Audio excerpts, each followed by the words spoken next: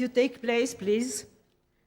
We try to start, because we have a very long day today, long morning now.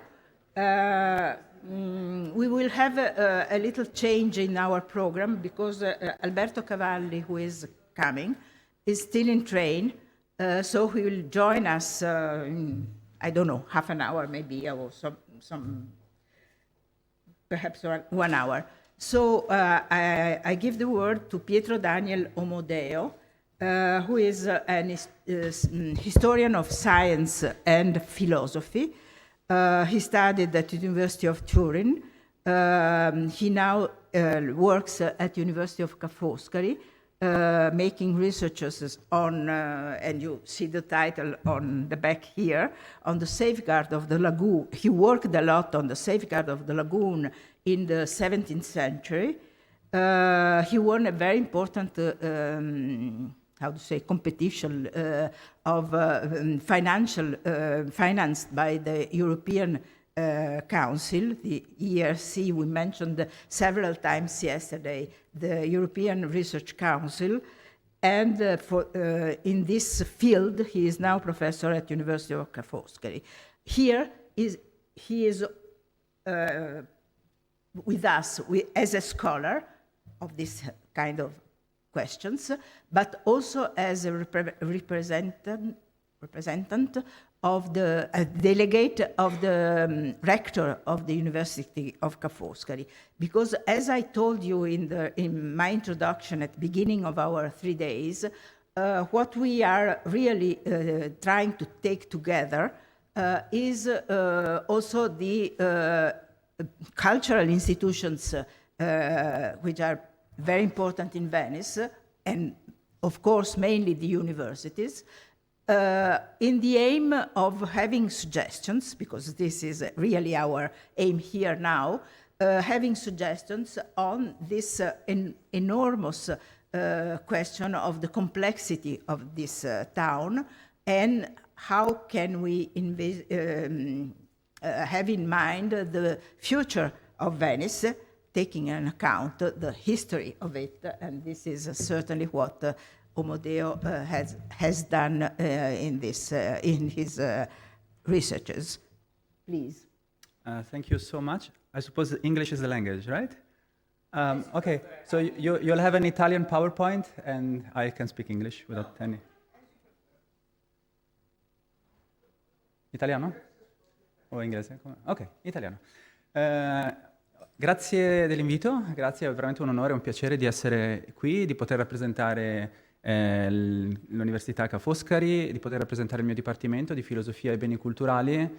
Vi porto i saluti della rettrice Tiziana Lippello e sono qui per cercare di contribuire alla riflessione a cui mi avete invitato, a partecipare. Allora, la mia tematica è l'idea di Venezia come osservatorio storico-ambientale, quindi porto il mio profilo di storico-culturale della scienza, filosofo della scienza, attivo proprio nello studio del passato idrogeologico negli aspetti sociali, politici e culturali della gestione delle acque di Venezia.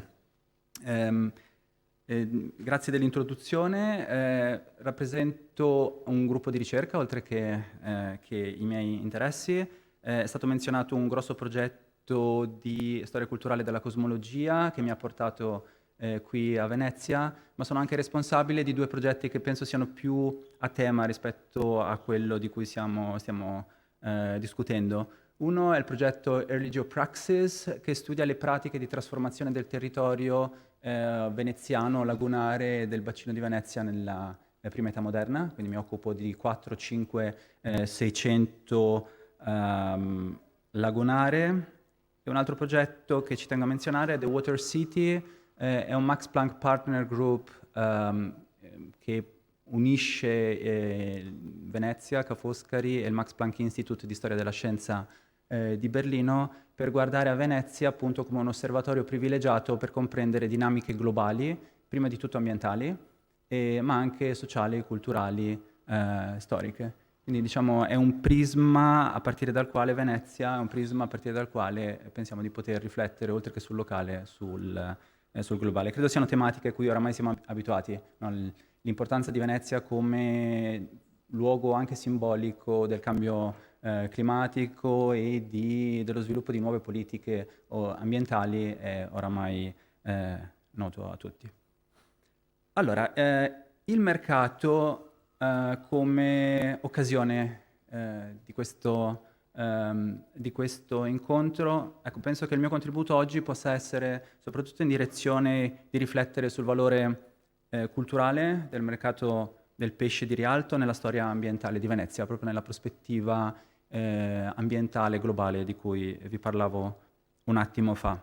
E ci sono tre aspetti che ci terrei a sottolineare, appunto, da questo punto di vista. Tre aspetti che ci terrei a sottolineare. Il primo è quello più evidente, no? Il mercato come luogo di circolazione e scambio di merci. Anche se il pesce come merce è una merce molto particolare e anche storicamente questa particolarità determina tutta una serie di aspetti che penso siano utili per pensare oggi le politiche economiche, l'economia, diciamo, l'uso e la vendita delle risorse più fondamentali. Vorrei dirvi qualcosa durante questo intervento sulla questione della gestione dei prezzi, che è stata una questione molto, è una questione molto interessante sul mercato regolato della Venezia della prima età moderna. Poi l'aspetto un po' meno evidente della produzione delle merci, della riproduzione delle merci in senso, in questo caso, letterale, no? Perché è la pesca, quindi è il mare, la laguna che forniscono, diciamo, il prodotto che producono quello che viene portato sul mercato, però bisogna garantirne la riproduzione, quindi c'è una questione anche qui ambientale di gestione delle risorse e nel caso specifico la questione della regolamentazione della pesca, che mi sembra un aspetto molto interessante per pensare al passato di Venezia, ma guardare anche al futuro non solo di questa città, ma il futuro dell'umanità globale che si trova ad affrontare appunto sfide ambientali sempre più pressanti. E il terzo aspetto, ancora più nascosto forse, anche questo legato al mercato del pesce, la questione del metabolismo tra società e ambiente, il rapporto tra società e ambiente, diciamo in maniera un po' meno immediata, ma più immediata, la gestione delle risorse, quindi anche la gestione delle acque, è una questione che è sempre stata fondamentale per questa città e si può iscrivere nella categoria, secondo me, del metabolismo tra società e ambiente. E quindi la gestione delle acque e del territorio non è un aspetto che esula dal problema del mercato di Rialto, ma anzi è storicamente profondamente legato ad esso. E per finire il tema per me molto importante, quindi vi sto lanciando alcuni spunti che penso possano essere di riflessione per una rivalutazione o per una valorizzazione culturale del mercato di Rialto, una questione che emerge dalle fonti e penso sia di estrema attualità, la questione dell'acqua, no? Come risorsa all'interno della quale avvengono interazioni tra l'uomo e l'ambiente, da cui vengono tratte le risorse alimentari di cui parlavo, l'acqua come bene comune, no? Che è una questione che emerge, l'acqua pubblica, acqua come bene comune, che è una questione che emerge in maniera molto forte dalle fonti storiche e serve ancora oggi, direi, a pensare a modi diversi di gestione dei beni comuni. E nel caso delle acque, nel caso storico, abbiamo degli attori storici particolarmente importanti. Abbiamo ovviamente il magistrato alle acque, quindi i tecnici, i proti, gli ingegneri, i matematici, i pratici che sapevano come gestire e si occupavano della gestione delle acque costiere, lagunari e di tutto il bacino idrografico della laguna. La politica, ma anche, ed è un aspetto che ci tengo a sottolineare, anche la comunità dei pescatori, quindi i Nicolotti, nella fattispecie, ma anche i pescatori più in generale della Laguna di Venezia, come attori nella valutazione e gestione nelle politiche del territorio. Quindi un modello che penso sia ancora utile riflettere oggi, ovviamente nelle differenze, un modello di gestione, possiamo dire, repubblicana senza sbagliare, quindi una gestione circolare, non semplicemente verticistica della cosa pubblica. Ecco, detto questo, questi sono i grandi temi che vorrei affrontare. Non andrò troppo nei dettagli per motivi di tempo. Se c'è però tempo mostrerei un po' di immagini di documenti storici e di fonti che possono meglio illustrare quello che... Allora, passiamo alle fonti. Allora, vi parlavo del primo aspetto, quello della circolazione delle merci, i prezzi, le tariffe. Ci sono questi, negli archivi si trovano questi tariffari del pesce, molto interessanti, non li ho studiati accuratamente, però sono le liste dei prodotti ittici che arrivano sul mercato del pesce e il prezzo. E ci offrono anche uno spaccato, se si vuole, sulle varietà di pesce, sulla qualità, sul prezzo, la considerazione in cui le varie specie erano tenute. Però ecco, la questione del prezzo, che è la questione che volevo sottolineare particolarmente, quindi questo mercato fortemente regolato dello scambio e della vendita del pesce, era dettato da convinzioni economiche, da pratiche economiche legate anche a questioni di giustizia o quantomeno di mantenimento degli equilibri sociali all'interno della città di Venezia. Vedete questa citazione, che leggerei per esteso, di un tariffario del 1765 che però fa riferimento a una pratica antica, no? Di fissare i prezzi dei prodotti ittici. L'eccessivo strabocchevole prezzo a cui viene venduta la vittuaria del pesce con universale reclamo, quindi ci sono tensioni sulla questione dei prezzi, e con sbilancio delle povere famiglie, altamente pregiudicate nella loro economia, chiamò il zelo di sue eccellenze per dover della propria deputazione a rintracciarne i rei motivi. Quindi c'è un'analisi delle cause e una diagnosi e un intervento. In sprezzo di tante pubbliche leggi, questo è quello che si lamenta, non viene condotto il pesce nelle pubbliche pescherie né eseguisse la messa dei compraventi, ma passa la vittuaria in potere de sbazzegari. Quindi il fatto che la merce, no, esuli, no, venga dirottata dal luogo preposto alla vendita controllata del pesce, provoca una sorta di procurata carestia. Questa procurata carestia anche nei tempi e stagioni più fertili della pesca, e col passaggio da mano a mano si incarisse il prodotto, ecco qua il prodotto del mare, e quindi si tratta di sradicare questo uso libertino e reo. Ecco, questo è il primo contesto, no, che volevo menzionare, il contesto del mercato del pesce, della circolazione dei prodotti e la loro regolamentazione. Non vado nei dettagli, è un aspetto anche della storia sociale di Venezia che è stato studiato.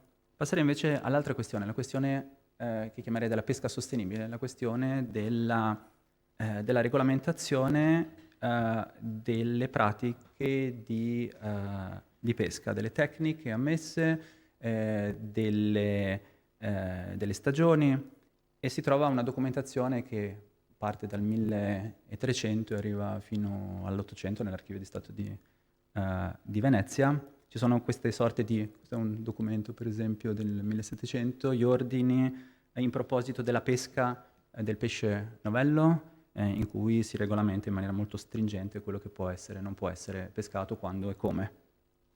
Il problema qui è con una trascrizione di una fonte del 1300, che non leggo, giusto per darvi un'idea del tipo di materiale che abbiamo, una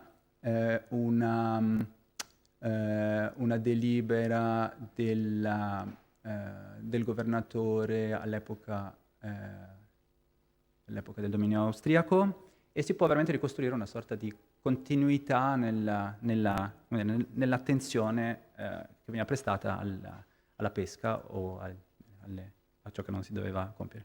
Questo è un documento, così tanto per darvi un po' il colore di queste materie.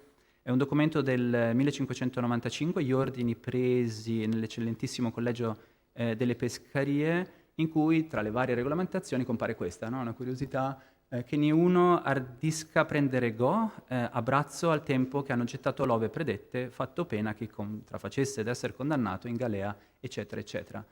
Il ghiozzo, è uno dei pesci più regolamentati storicamente, probabilmente, ma qui mi insegnerete voi, costituiva un elemento base dell'alimentazione dei veneziani, anche perché la pesca era particolarmente facile, senza troppi strumenti. Quello che interessa allo storico della scienza come me è anche vedere come queste conoscenze pratiche possano essere poi confluite nel patrimonio di sapere scientifico più elevato. Qui abbiamo per esempio due immagini del ghiozzo, del Go, nelle carte di Konrad Gessner, uno dei grandi storici naturali, diciamo, dei grandi studiosi di natura della prima età moderna, e vedete che queste immagini acquerellate che collezionava in Svizzera Konrad Gessner poi approdano anche alla stampa di libri celebri, libri di riferimento nell'itiologia del Rinascimento, come l'Historia Animalium, nei libri 5 delle storie degli animali, dedicato questi 4 libri, scusate, dedicati proprio ai pesci e agli animali acquatici.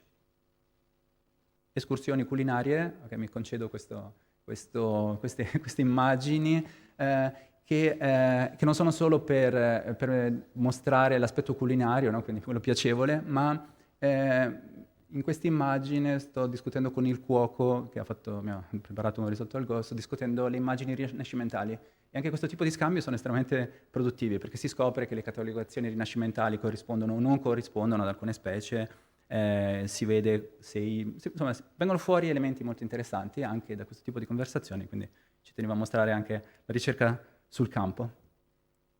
Dicevo, gli attori storici di questi contesti di cui sto parlando. I pescatori, i Nicolotti, questa è un'immagine che viene sempre mostrata, vivace, folcloristica se volete, vi dà un po' un affaccio sulla comunità dei Nicolotti e la Venezia della prima età moderna, per parlare di cosa? Del ruolo appunto dei pescatori, non solo come coloro che immettono il pesce nel mercato, ma anche come interlocutori importanti delle autorità, delle istituzioni sia politiche sia scientifiche dell'Università della città di Venezia e del magistrato alle acque.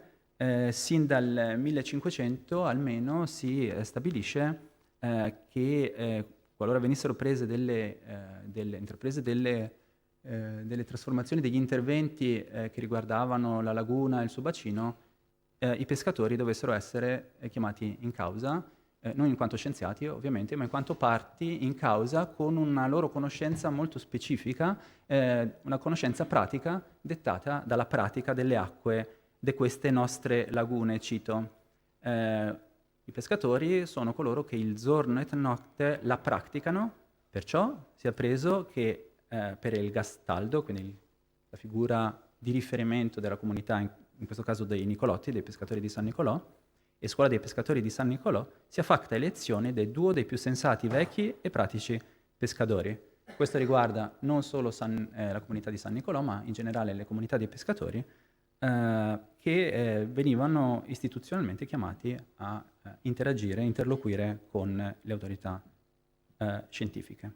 Il magistrato alle acque è una miniera di informazioni storiche e scientifiche senza fine, di altissima qualità. Queste sono solo 2 immagini, una più nota, una forse meno, tratte dalle carte di Sabadino, giusto per darvi una delle immagini relative a uno dei grandi protagonisti. Quindi diciamo in questo contesto scientifico importantissimo si trovano interazioni tra le varie comunità, tra le varie componenti della città, pescatori, tecnici e autorità politiche. Allora, dati i tempi, mi riservo per la discussione di discutere magari altri dettagli storici, se vi fa piacere, o anche in separata sede. Invece arriverei ad alcune conclusioni che riguardano l'idea che Venezia debba e possa essere valorizzata come luogo per guardare a quella che noi oggi chiamiamo la questione dell'antropocene, cioè dell'interazione tra uomo e ambiente in una prospettiva storica e culturale. Quello che oggi viene chiamato l'antropocene, questa nuova era geologica segnata dall'intervento massiccio della tecnologia e dell'uomo nel sistema Terra. Venezia si presta storicamente per guardare a contesti locali, ma anche alla gestione locale, quindi al problema sociale e politico della gestione delle risorse e la gestione dell'ambiente. E Venezia per molti versi è già diventata un osservatorio su queste tematiche per 1000 motivi. Abbiamo a Ca' Foscari un intero curriculum di Environmental Humanities, ma abbiamo anche ospitato eventi importanti, ci tengo a menzionarne almeno uno con orgoglio, l'Anthropocene Campus del 2021, di cui trovate ancora tracce nel web. È stato un incontro tra scienziati, attivisti, artisti, storici per parlare di questioni ambientali globali, prendendo Venezia come luogo di ritrovo e anche luogo attraverso cui tematizzare queste tematiche, che si legano a programmi di insegnamento e di disseminazione in senso ampio. E questo ci tengo a sottolinearlo, perché se dobbiamo riflettere su come valorizzare il nostro patrimonio veneziano, penso che questo genere di tematiche siano a casa loro, e sia anche importante trovare ospitalità per curricula come il curriculum sull'antropocene, che è stato iniziato a Berlino dalla Haus der Kultur in der Welt, un'istituzione culturale e artistica che ha creato una rete di cui facciamo parte di istituzioni, di studiosi che si occupano dell'antropocene nel senso più ampio. E concludo con un appello che viene proprio dall'Istituto Veneto, un appello legato all'ambiente, risale al 2021, quando ha avuto luogo la conferenza delle Nazioni Unite sui cambiamenti climatici, il COP26, che ha avuto luogo a Glasgow. In tale occasione l'Italia aveva un importante ruolo, perché aveva ospitato gli incontri preliminari a Milano, e c'è stato un appello dell'Istituto Veneto per la salvaguardia di Venezia, quindi per riflettere su luoghi come Venezia che sono particolarmente minacciati dai cambiamenti in corso. E concludo con una citazione da questo appello di un carissimo collega storico della scienza, il direttore del Max Planck Institute di Storia della Scienza Jürgen Renn, che adesso è anche direttore di un nuovo istituto a Iena di geoantropologia. Quindi sia la storia della scienza sia la questione geoantropologica dell'umanità planetaria di oggi confluiscono nel suo lavoro, ma anche in questo appello che menziono, e poi lascio la parola al proseguo. Allora, la rapidità del cambiamento planetario, si legge, a cui assistiamo, richiede di trovare forme decisionali e organizzative che possano fare fronte all'emergenza climatica in maniera rapida e efficace. Al fine di rendere più spediti i processi decisionali e scientifici per la realizzazione delle opere e degli interventi necessari alla salvaguardia di Venezia, senza snaturare lo spirito democratico che deve unire gli intenti delle istituzioni scientifiche, la classe politica e la società civile, pensate agli casi storici che vi menzionavo, questa unità di intenti, ritengo che sia importante curare 3 aspetti principali: trasparenza, comunicazione, educazione. Ecco che anche il ruolo delle accademie e delle università diventa veramente importante. L'organizzazione che necessariamente dovrà occuparsi di ricercare e pianificare soluzioni per Venezia deve poter fare affidamento, oltre che sull'expertise scientifico, anche su programmi culturali ampi aperti alla cittadinanza. Il bagaglio di sapere storico e scientifico dell'Istituto Veneto di Scienze, Lettere e Arti, di cui l'Istituto è detentore, potrà essere messo a frutto attraverso programmi mirati ad un confronto ampio sulle questioni legate alle nuove sfide dell'antropocene, appunto.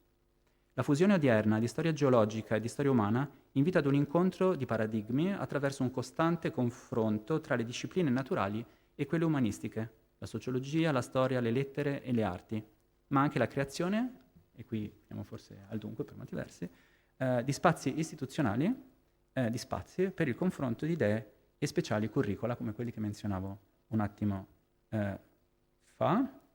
Il modello berlinese dell'Anthropocene Curriculum, che vi mostravo un momento fa, forum internazionale interdisciplinare, costituisce una preziosa esperienza in tal senso. Venezia può vantare di aver ospitato quest'anno un Anthropocene Campus che ha contribuito a riflettere su Venezia e l'antropocene con specialisti, attivisti, scienziati e studenti di tutto il mondo.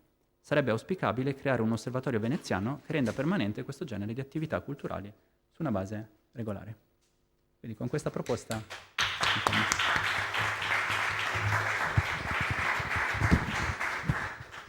Ringrazio moltissimo il professor Amodeo, perché credo che tutta la sua esposizione ci sia particolarmente utile. Un piccolo richiamo al fatto che sono stata costretta per ragioni di tempo a chiedergli di riassumere l'aspetto storico, ma molti di noi qui dentro sono degli storici e hanno utilizzato le fonti. In questo mi fa piacere di ricordare, perché credo, non per fare autocelebrazione, ma credo che sia giusto farlo, che l'associazione Progetto Rialto, che è un'associazione di cittadini, un'associazione civica, ha lavorato tantissimo sulle fonti. Quindi questo mescolare gli aspetti civici, pubblici, politici, il bene comune di cui abbiamo tanto parlato nei 2 giorni scorsi, con i lavori di ricercatori che alcuni di noi fanno professionalmente, credo che sia assolutamente fondamentale. Dopodiché l'altro aspetto che vorrei che fosse sempre presente nelle nostre teste è proprio questa frase conclusiva che mi pare che ci aiuti a riflettere sulle questioni che ci interessano, nel senso che ieri, non mi ricordo neanche più chi l'ha proposto, in questo momento ho un po' di una sorta di frullato in testa, ma qualcuno ha detto, invece di parlare di mercati, parliamo di marketplace, non di market, ma di marketplaces, parliamo di luoghi, e quindi anche di luoghi in cui depositare le nostre conoscenze. Il problema dell'osservatorio mi sembra assolutamente fondamentale, quindi abbiamo bisogno anche di spazi fisici all'interno dei quali poter depositare le nostre conoscenze, che abbiamo disponibili in questa città in grande quantità. Le università da questo punto di vista esistono, ma vorrei ricordarlo perché era veramente uno dei punti con cui abbiamo aperto. Esistono altri luoghi importanti. Uno è sicuramente questo istituto, non so se ci senta, probabilmente no perché sta facendo esami, ma il presidente dell'Istituto Veneto fin dall'inizio ha detto che ha questo in mente, e vorrei che fosse chiaro a tutti che questo che stiamo facendo è veramente uno step verso le prossime tappe. Ha in mente di fare una grande call internazionale di richiamo sul futuro di Venezia, che toccherà esattamente questo tipo di temi, inevitabilmente sulla salvaguardia della laguna, Venezia come paradigma di un ragionamento sui cambiamenti climatici, sui cambiamenti globali e così via, da un lato, e dall'altro anche il tener conto del fatto che stiamo facendo degli step uno dopo l'altro, cercando di fare degli step uno dopo l'altro, in cui gli spazi fisici, quindi anche quelli che si liberano, che sono già liberi o che si libereranno all'interno dell'insula rialtina, non possono non richiamare la nostra attenzione in vario modo, con varie possibilità, ma insomma sono un tema assolutamente di base per i nostri ragionamenti.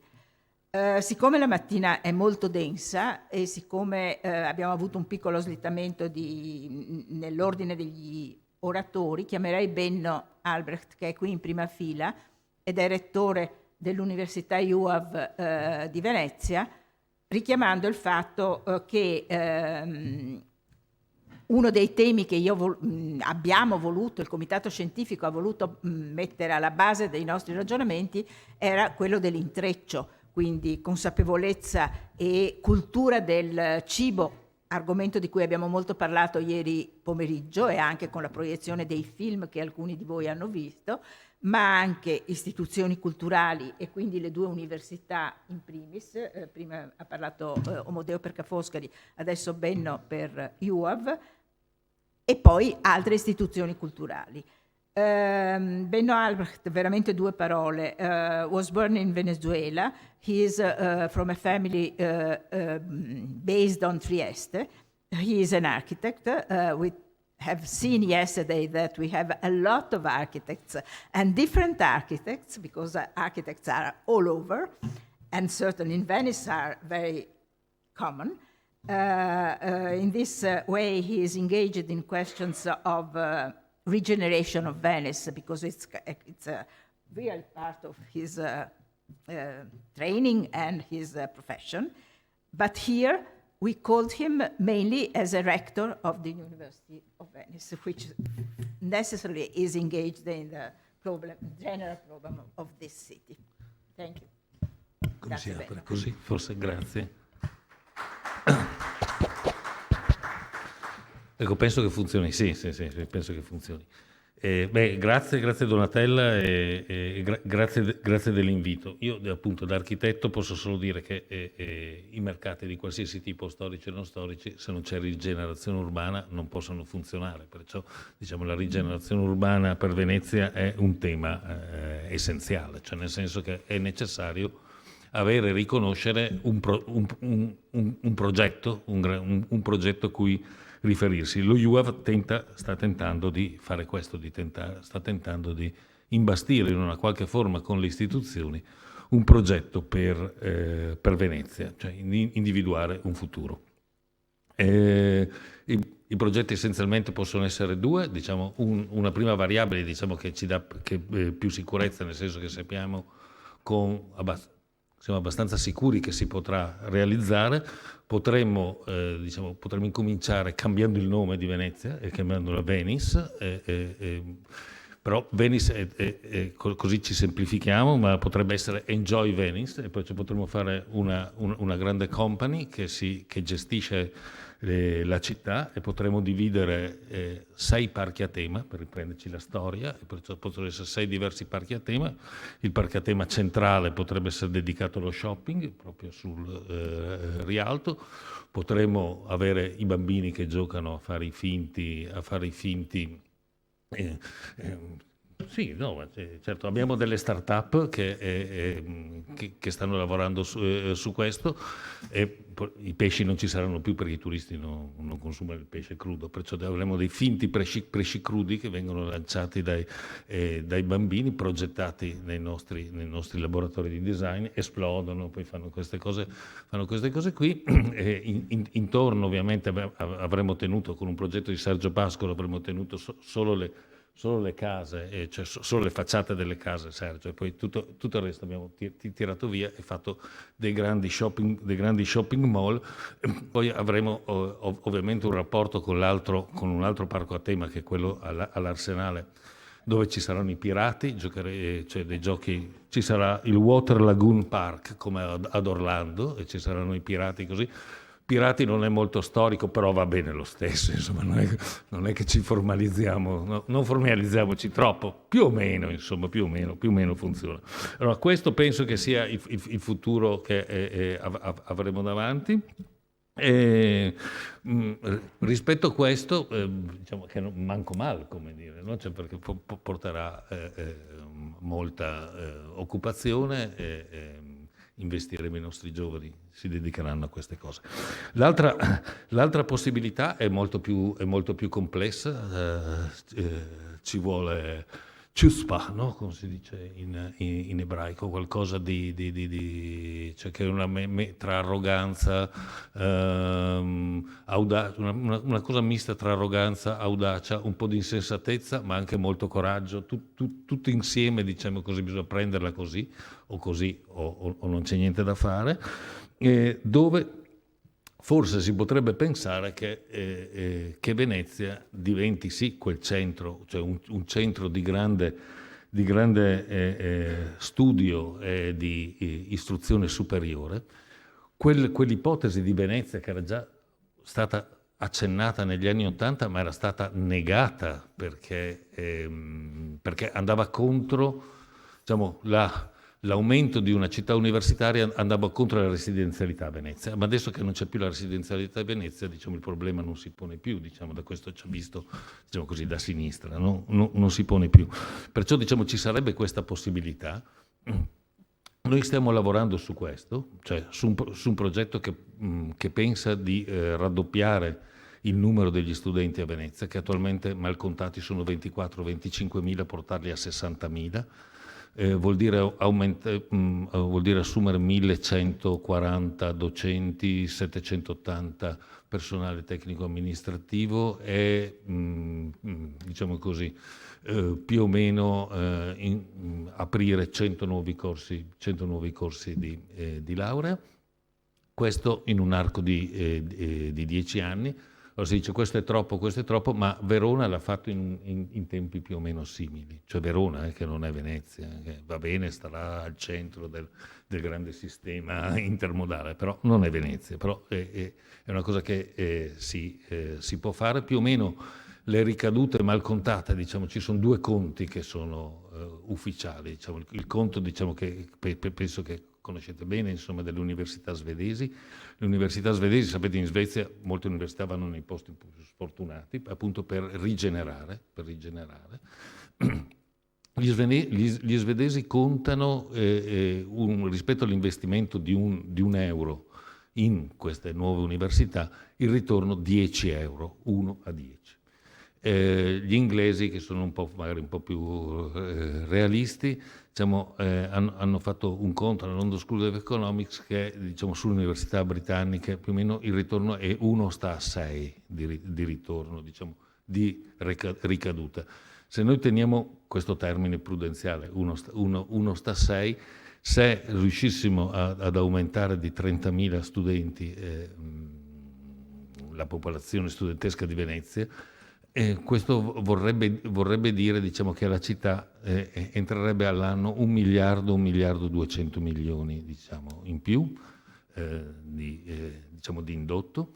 Questo indotto, diciamo, attualmente Venezia cuba 6,5 diciamo, miliardi di PIL, perciò, diciamo, sarebbe un impatto molto grosso. Questo potrebbe servire a ringiovanire, avere nuova residenzialità, eccetera, e perciò gente che compra il pesce, vero, questa volta qui, e gente che fa anche delle cose strane, cioè produce dei uomini piccoli, donne piccole, no? Cioè dei bambini che hanno bisogno di asili, di scarpe da ginnastica, eccetera, eccetera, eccetera.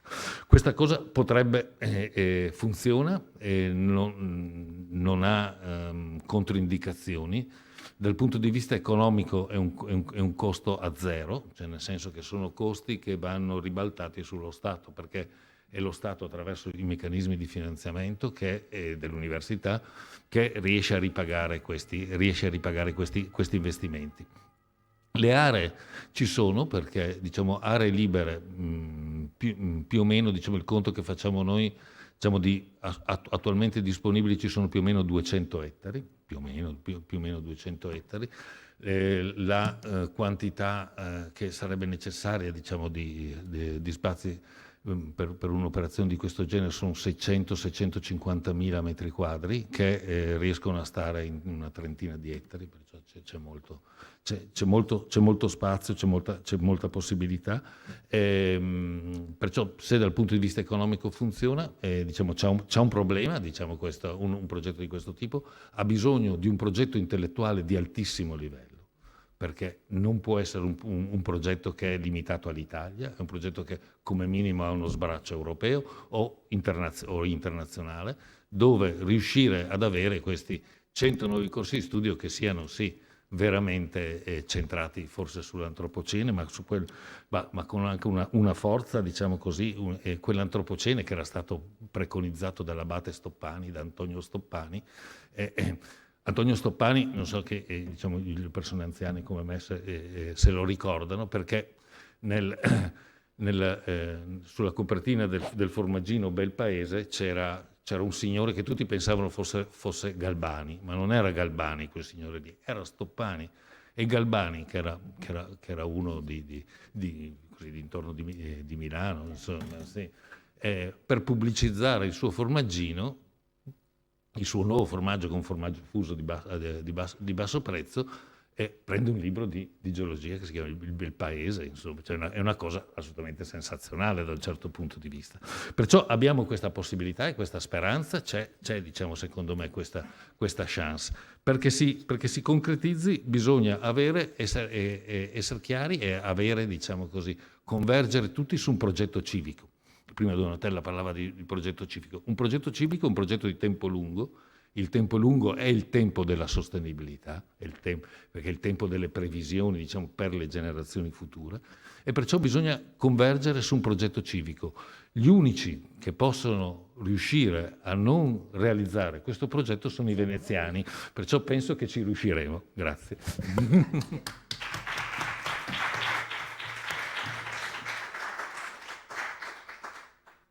Grazie Benno. Mi sembra di vedere dai presenti in sala che possiamo parlare italiano, però se c'è qualcuno che non riesce a seguire, alzate una mano e ditemelo. Darei la parola a Luca Molà, che è qui in sala, continuando brevemente questo ragionamento sulle istituzioni culturali le più articolate. Abbiamo parlato di università veneziane.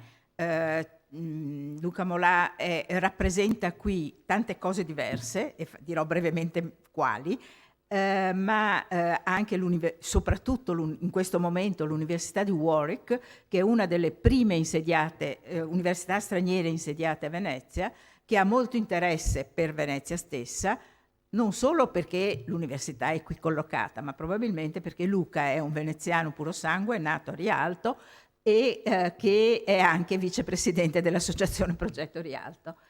Quindi ha, come voi vedete, una serie di condizioni di partenza particolarmente favorevoli a ragionare qui in questo ambito. Credo che una delle ragioni per le quali il comitato scientifico di questa iniziativa ha tenuto molto a coinvolgere anche le università straniere è quello di ragionare ancora, come dicevo un momento fa, sui marketplaces, cioè sui luoghi, e sulla possibilità che le università, con iniziative che non sono quelle istituzionali necessariamente, non i corsi istituzionali, ma le attività collaterali, quelle di intreccio che sono fatte da workshop, iniziative, summer school, conferenze, presentazioni, eccetera, potrebbero avere nei confronti di Rialto degli spazi che si liberano all'interno di Rialto, e quindi anche nella linea di ragionamento che facevano i due presentatori precedenti, anche di trainare la presenza di giovani in queste aree potenzialmente vuote, ma che hanno bisogno di rigenerazione e che ci interessano in modo particolare. Luca. Grazie Donatella, che mi ha invitato a parlare su questo. Devo dire che abbiamo un rapporto molto armonico fra presidente e vicepresidente e fruttifero nel lavoro. Ci troviamo, almeno io mi trovo benissimo, insomma, a lavorare con... Storico dell'early modern period. Sì, adesso qualcosa dico, ma non su di me in specifico, a parte qualche elemento. No, volevo dirvi brevemente, prima di tutto vi parlo un attimo dell'Università di Warwick, non tutti la conoscono, e della nostra presenza a Venezia, naturalmente, che è la cosa più importante. Poi finisco con qualche idea o possibilità di collaborazione internazionale su Rialto e sugli spazi che sono vuoti o saranno vuoti in futuro. L'immagine che vedete è una delle nuove parti dell'università, che è praticamente un building site continuo. L'Università di Warwick, non so quanti di voi sanno dove è localizzata, è in mezzo alla campagna, però è vicina tra Coventry, Birmingham, diciamo molto vicina a Stratford-upon-Avon, per darvi un po' l'idea, nelle Midlands inglesi. Pagina Wikipedia sull'università, non è mai piaciuto personalmente lo stemma, ma questa è una scelta che hanno fatto a suo tempo. È una nuova università, relativamente nuova perché è stata fondata nel 1965 come parte di un progetto governativo di espandere l'educazione superiore. Di fatto era una università, c'era E.P. Thompson, un famosissimo storico sociale tra i creatori di Warwick, molto interessata anche ad aprire le porte dell'università alle classi che solitamente non accedevano in Inghilterra all'educazione universitaria. È una grossa università, diventata una delle prime 10 d'Inghilterra, 64esima al mondo in un ranking che poi ognuno poi può discutere questi ranking che vengono fatti da varie istituzioni o giornali. Occupa in un campus principale più alcuni altri 290 acri. Interessante che all'inizio mi raccontavano quando hanno iniziato con un solo o due edifici dovevano interrompersi perché passava la caccia alla volpe. Allora si interrompevano le lezioni perché avevano i cavalli che inseguivano la volpe, quindi siamo in mezzo alla campagna. Comunque è cresciuta moltissimo, siamo arrivati a quasi 30.000 studenti a tempo pieno e, se vedo bene, vediamo là, 2.600 e passa membri accademici dello staff. Ha una popolazione studentesca e di docenti incredibilmente internazionale, cresciuta soprattutto negli ultimi 20 anni. Io sono arrivato a Warwick nel 1999, nell'autunno. Nel mio dipartimento di storia, adesso siamo 50 persone, ma ero l'unico non native speaker, ero l'unico che non era di madrelingua inglese. Adesso siamo più quelli che sono con un'altra lingua primaria, non solo europei, ma anche naturalmente da altri continenti, soprattutto asiatici, di quanto sono gli inglesi madrelingua.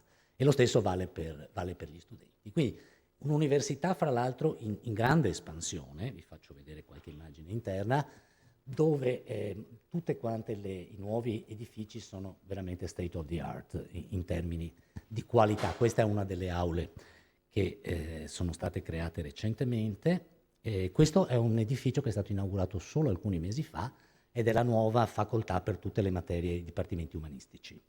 Un investimento di 50 milioni di sterline da parte dell'università. E qua non lo notate, ma se siete dentro ha un'architettura da tipo Harry Potter, perché ci sono scale che vanno un po' da tutte le parti, è un po' complicato. Quindi una nuova università, ma con un grosso dinamismo, con delle punte di eccellenza, come la Warwick Business School, ad esempio, il Dipartimento di Economia. La Warwick Business School ha una sede esterna anche, e qui passo a parlarvi un po' di quello che è l'ambizione di Warwick di essere presente al di fuori del campus. Qui siamo sempre in Inghilterra, ha 2 piani, parte di 2 piani dello Shard di Renzo Piano. Hanno scelto il 13° e il 17°, forse perché venivano via più economici, perché un italiano non avrebbe mai scelto il 13° e il 17° piano.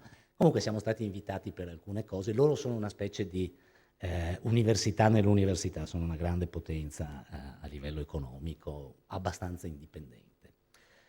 Altre sedi hanno tentato e hanno pensato di aprirne una a Singapore, c'è stata una lunga discussione per aprire un campus a Singapore, poi per questioni della situazione della struttura politica di Singapore, non proprio democratica, hanno deciso che non era la scelta migliore. California lo stesso non ha funzionato, c'era una sede a Bruxelles che è stata chiusa recentemente e quindi la grande facciata europea, pensiamo post-Brexit specialmente, quando l'Inghilterra è tagliata fuori da buona parte dei progetti europei, la scelta dell'università è stata di potenziare la sede veneziana. Vi faccio brevemente la storia della nostra presenza a Venezia perché pochi la sanno. L'università è stata creata nel 1965, come dicevo, il programma Venezia risale al 1967, quindi sono 55 anni che ininterrottamente, a parte col Covid siamo stati online, ma quello insomma è un po' comune, siamo presenti a Venezia. Siamo stati presenti in varie parti della città, cambiando sede, finché per lunghi anni siamo stati ospiti della Fondazione Querini Stampalia, qui in centro a Venezia. Nel 2005 io ero un po' insoddisfatto onestamente di questa collocazione perché era solo per 3 mesi. Quello che noi facevamo a Venezia era mandare gli studenti del 3° anno, undergraduates, di storia e storia dell'arte. Chi arrivava a Warwick sapeva che se prendeva il Renaissance Stream, quindi i corsi specifici per il Rinascimento italiano, anche con l'insegnamento di lingua italiana, doveva poi nel 3° anno passare un intero trimestre, 10 settimane, a Venezia. E pensate negli anni 60 e 70 per gli inglesi, per i giovani inglesi che non viaggiavano, ma neanche io quando ero giovane viaggiavo come viaggiano adesso. Io ho mio figlio che insomma ha fatto 3 volte il giro del mondo rispetto a me alla sua età.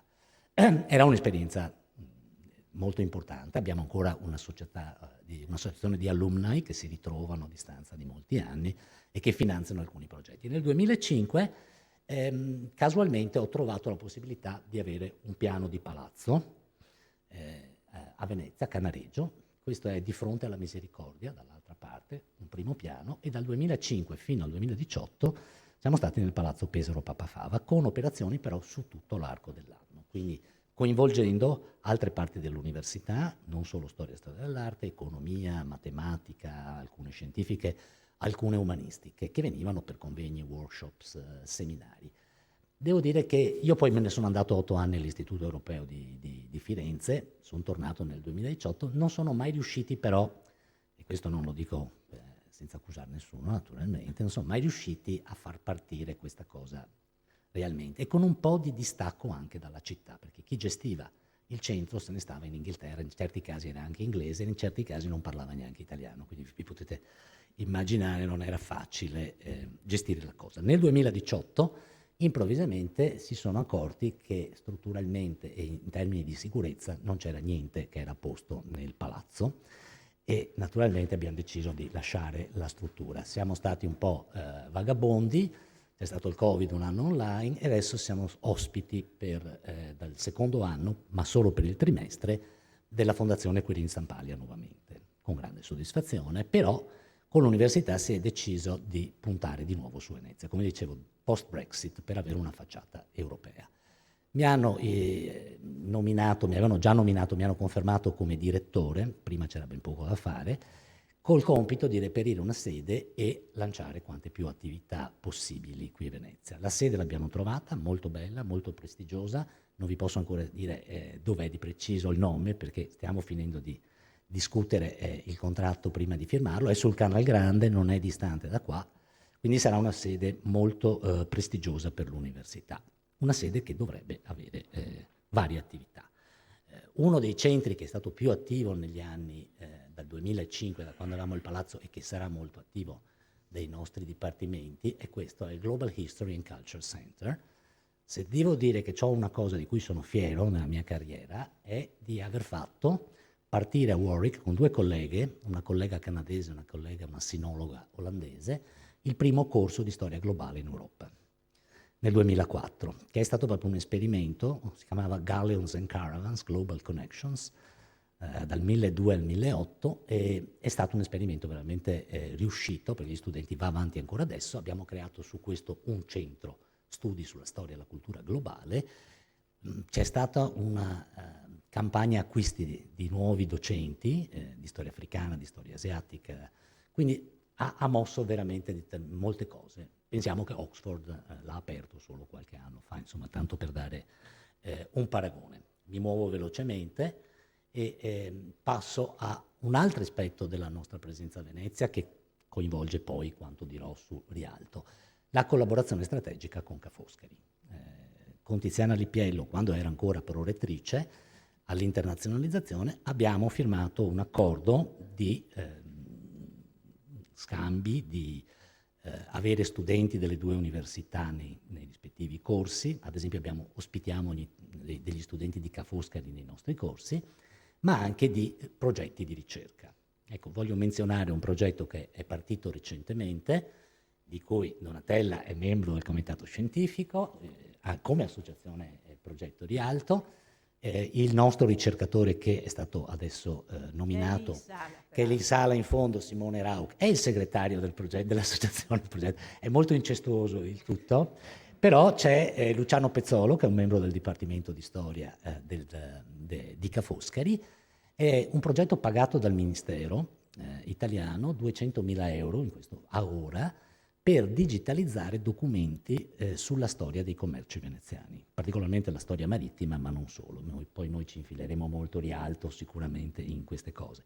Faccio due esempi: tutte le lettere commerciali, ad esempio a partire dal 3-400, tutta la contabilità, i libri contabili, questo è il famoso libro di Andrea Barbarigo, Un mercante del 400, una delle due pagine naturalmente aperte, ed è un progetto. Io ingenuamente, quando siamo partiti, pensavo che 200.000 euro fossero un sacco di soldi, poi mi sono reso conto che per fare digitalizzazione non sono affatto, quindi stiamo cercando altri finanziamenti pubblici e privati. Vengo a cosa si potrebbe fare. Ecco, parto dalle fabbriche nuove, quindi il grande edificio che si libererà fra 2 anni, che, come diceva giustamente Donatella, non possiamo rischiare che diventi un hotel o qualcosa di, o un super mall o qualcosa di turistico. Qualche mese fa, forse quasi un anno fa, siamo rimasti tutti stupefatti, perché abbiamo letto sul giornale che il nostro sindaco, Brugnaro, ha dichiarato: ma perché Ca' Foscari non prende le fabbriche nuove quando si libereranno? Una cosa che, venendo dal nostro sindaco, per chi lo conosce, è stupefacente.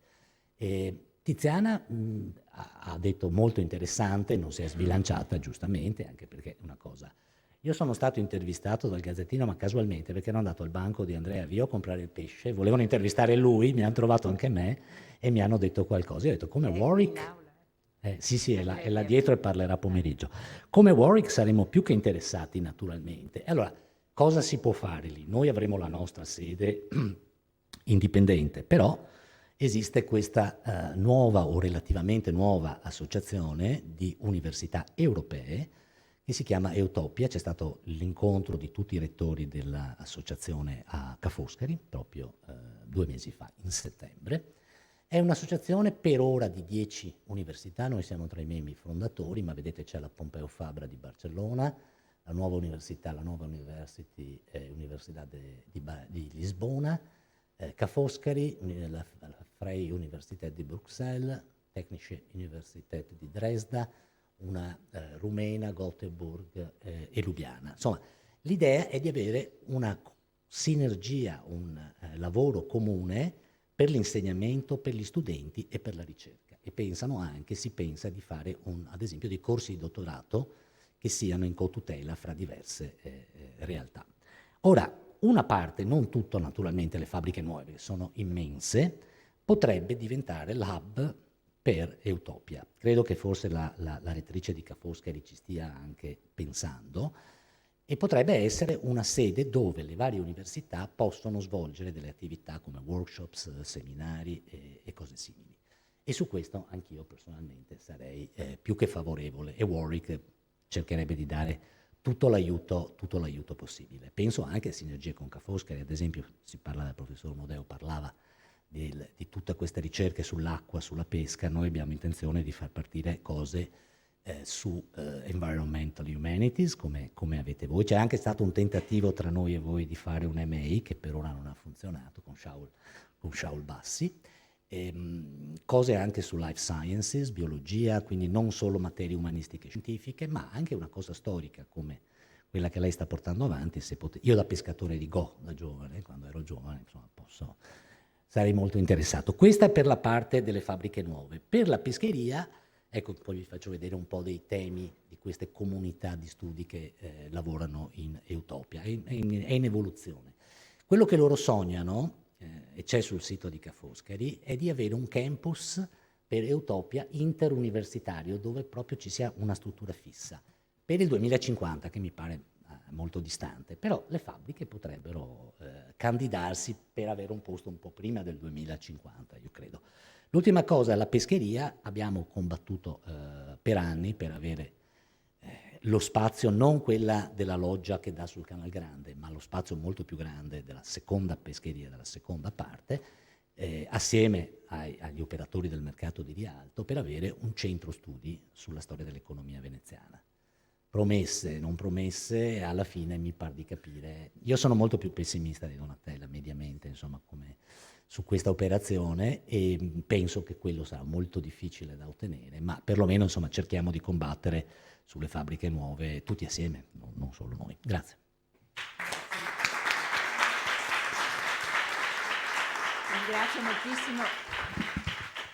Ringrazio moltissimo Luca perché ha fatto questo, anche avendo pochissimo tempo a disposizione, un'esplorazione vasta su che cosa ha rappresentato un'università straniera a Venezia per un periodo molto lungo, ed è arrivato anche a proporci, a farci delle proposte concrete che, come sapete, è l'obiettivo specifico che ci stiamo dando qui. Per ragioni di tempo vi proporrei di fare una brevissima pausa caffè in cui continuare un po' alcuni di questi ragionamenti e di ricominciare subito fra non più di 7-8 minuti con le successive relazioni, che sono numerose, che riguardano i due temi fondamentali che abbiamo sul tappeto oggi: da un lato le istituzioni culturali e dall'altro invece le questioni dell'artigianato, che sono quelle che ci stanno a cuore moltissimo. Quindi cerchiamo di ibridare, poi ibrideremo anzi le nostre attività nelle prossime ore.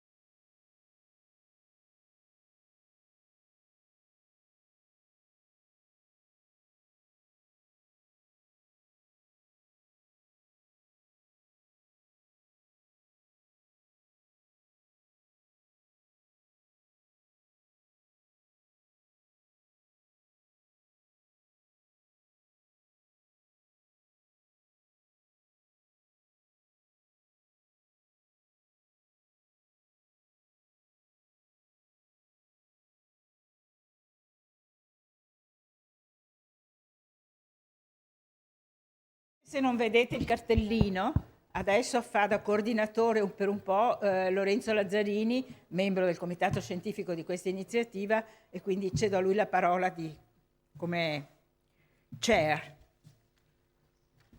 Ti ho dato la pagina giusta. Non so, italiano o inglese? No, appunto, ma stavo guardando se ci sono gli ospiti, per esempio. Cioè, sì, Bene. per la Grecia va bene l'italiano. Mi pare che ci sia. E per Claire? Ok, sì. Allora anche italiano. Allora, buongiorno a tutti. Innanzitutto mi presento brevemente. Sono stato docente di materiali da costruzione per più di 30 anni fra l'Università La Sapienza di Roma e l'Università UAV di Venezia, e mi occupo di materiali da costruzione, soprattutto antichi, in particolare di marmi e pietre. Ed è un po' anche per questo che mi trovo, diciamo, nel comitato, perché mi interessa molto la storia dell'importazione di questi materiali a Venezia.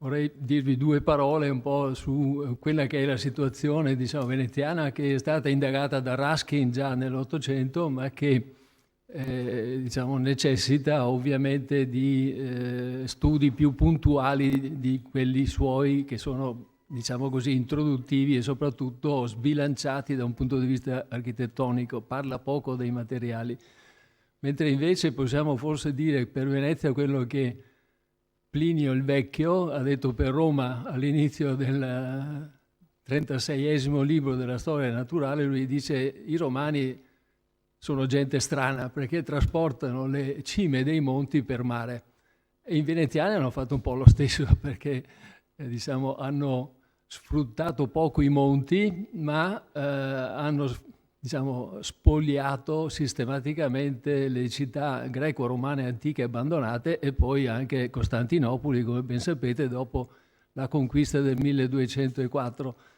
Fatto sta che grazie a questa importazione massiccia Venezia non aveva accesso alla terraferma, l'ha avuto dopo il 400, diciamo, e quindi non aveva accesso a materiali da costruzione, se non, diciamo, quelli che erano fuori terra, ad Altino e nelle altre città, diciamo, chiamiamole così, più vicine, come Concordia, Oderzo, ovviamente Aquileia, Grado, eccetera.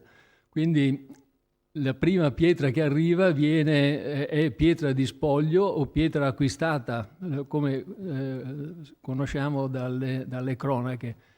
E quindi Venezia era obbligata, diciamo, a rivolgersi al Levante, e importare pietre già lavorate aveva il duplice vantaggio di poterle mettere subito in opera, non solo, ma anche di zavorrare le navi, in quanto Venezia esportava sale, esportava metalli, esportava legno, materiale pesante, e ritornava spesso con materiale più leggero, spezie per esempio, che diciamo, non servivano, non bilanciavano le navi, per cui il materiale di zavorra era proprio costituito da capitelli, colonne già lavorate, che sono state importate essenzialmente per iniziativa privata, da quello che sappiamo, quel poco che sappiamo delle fonti, perché non sono state studiate adeguatamente. Diciamo, l'archivio di Stato dovrebbe essere, diciamo, più sfruttato soprattutto dagli storici, che poco si sono applicati appunto del commercio della pietra.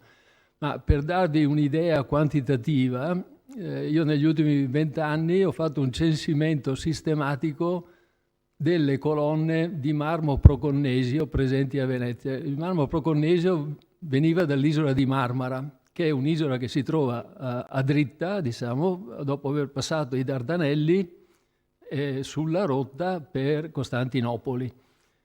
E quindi da Costantinopoli e da altre città sono arrivate in massa, e fino adesso ho registrato, diciamo, 1244 colonne di marmo proconnesio, che per fortuna è un marmo che si può riconoscere macroscopicamente perché è bianco e ha diciamo delle vene isoparallele caratteristiche, delle vene grigie.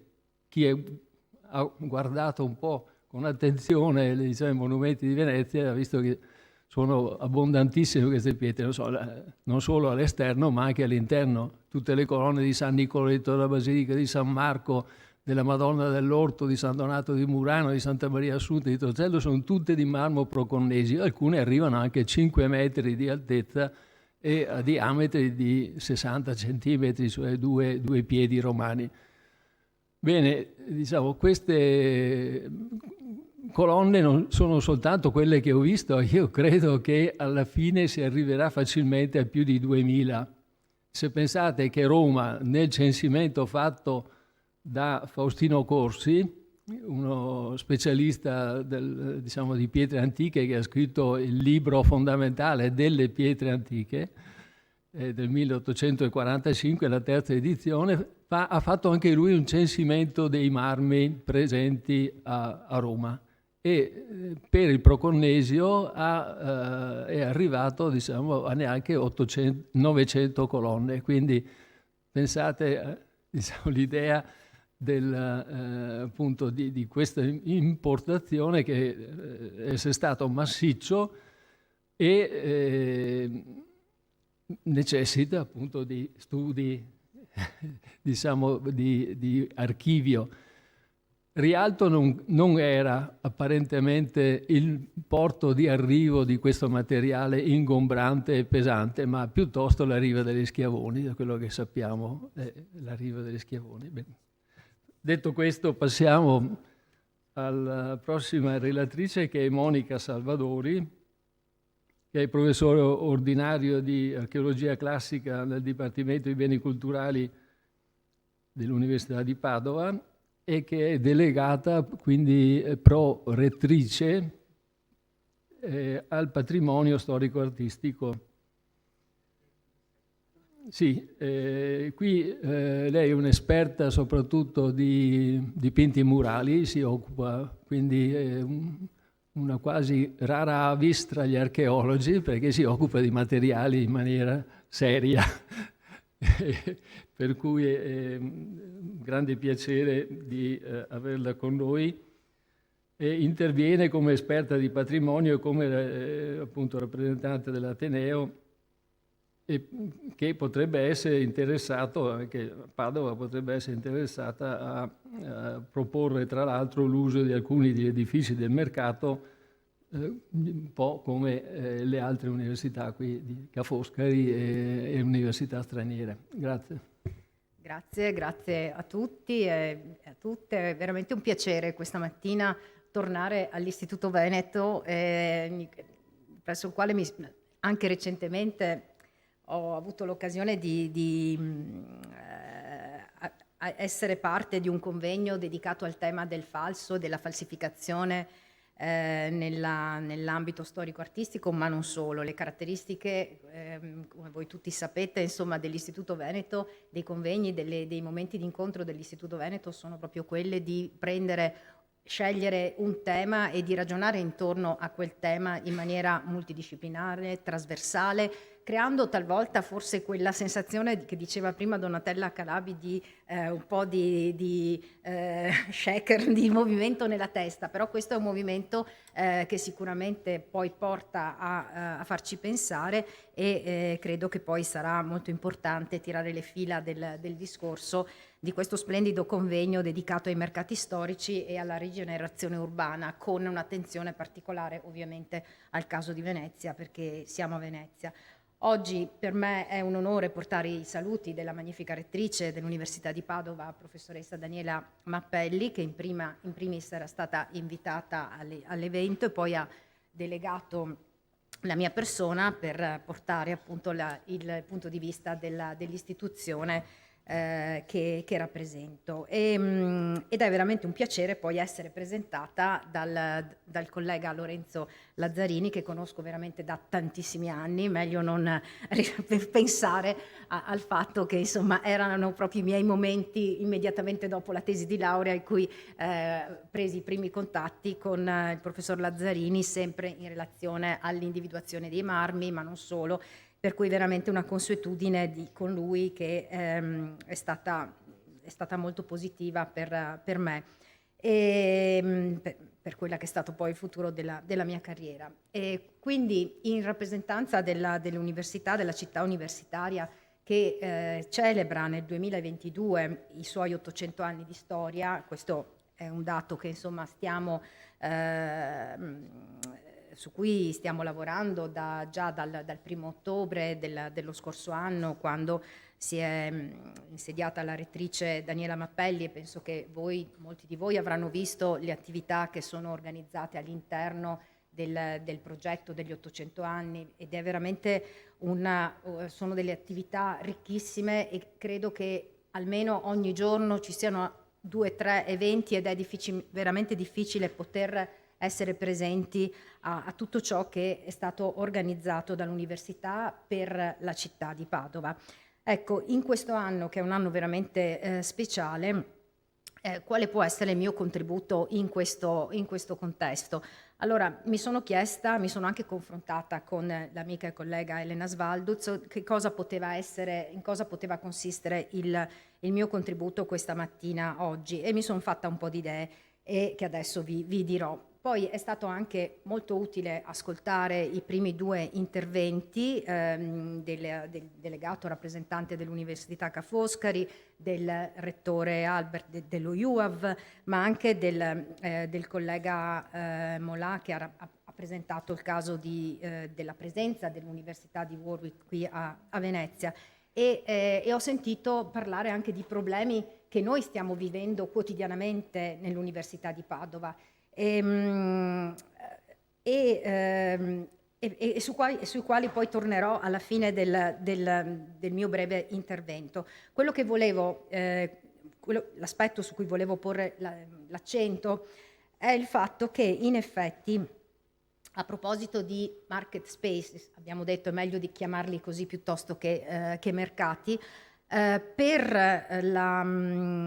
la storia dell'Università di Padova, se voi pensate alla presenza dell'edificio storico significativo dell'Università, il Palazzo Bo, è chiaro che il Palazzo Bo è in stretto collegamento con il mercato coperto della città di Padova. Costituiscono un tutt'uno l'area di Palazzo Bo con il Palazzo della Ragione, con il suo cosiddetto salone, e il suo mercato coperto, il sottosalone, come viene chiamato, in merito al quale penso che forse alcuni di voi avranno visto l'opportunità che è offerta dal sito dedicato al sottosalone, e mi piace anche ricordare il fatto che durante la Summer School che ha organizzato nel 2019 la collega Elena Svalduz, e i cui atti sono stati pubblicati e presentati qui nella sede dell'Istituto Veneto nelle scorse giornate da Francesca Ghedini, ecco, anche a quel caso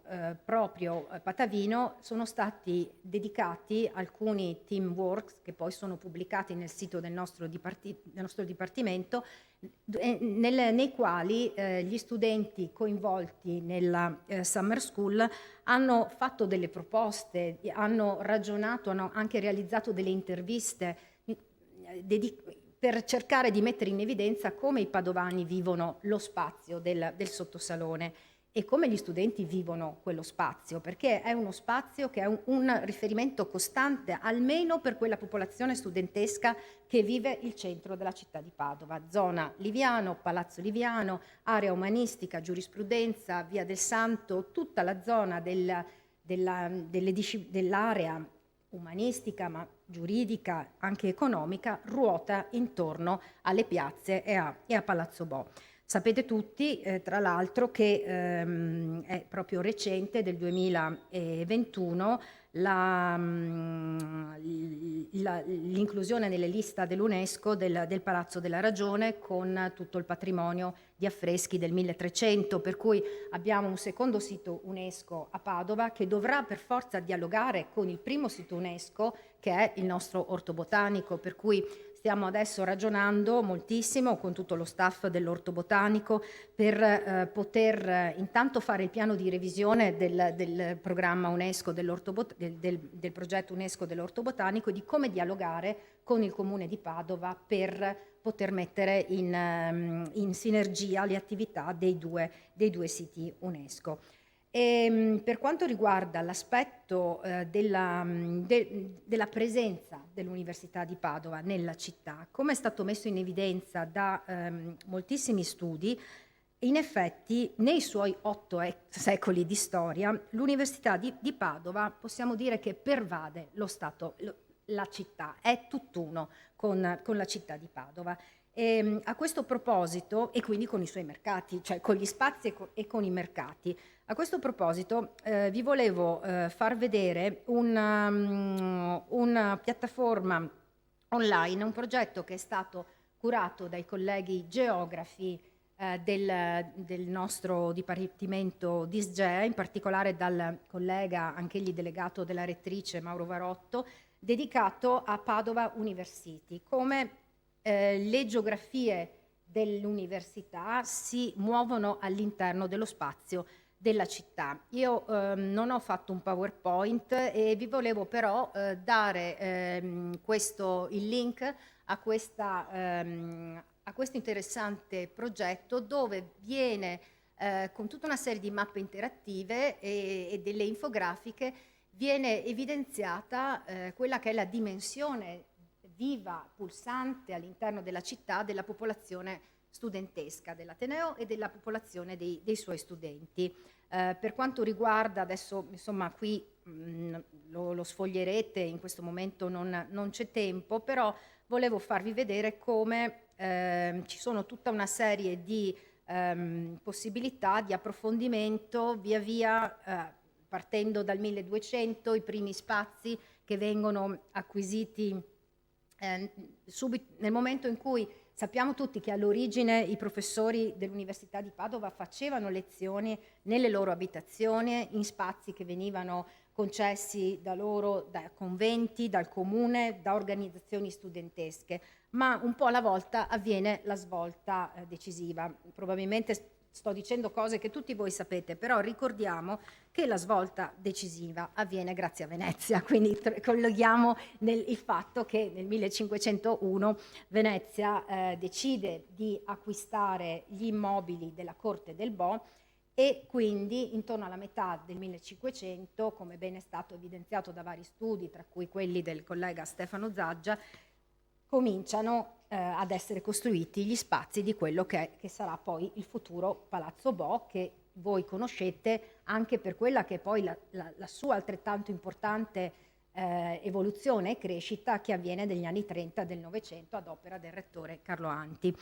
Quindi da questo momento in poi, dalla metà del 1500-1545, l'università diventa veramente un organismo forte che si radica, che si interseca con gli spazi della città di Padova.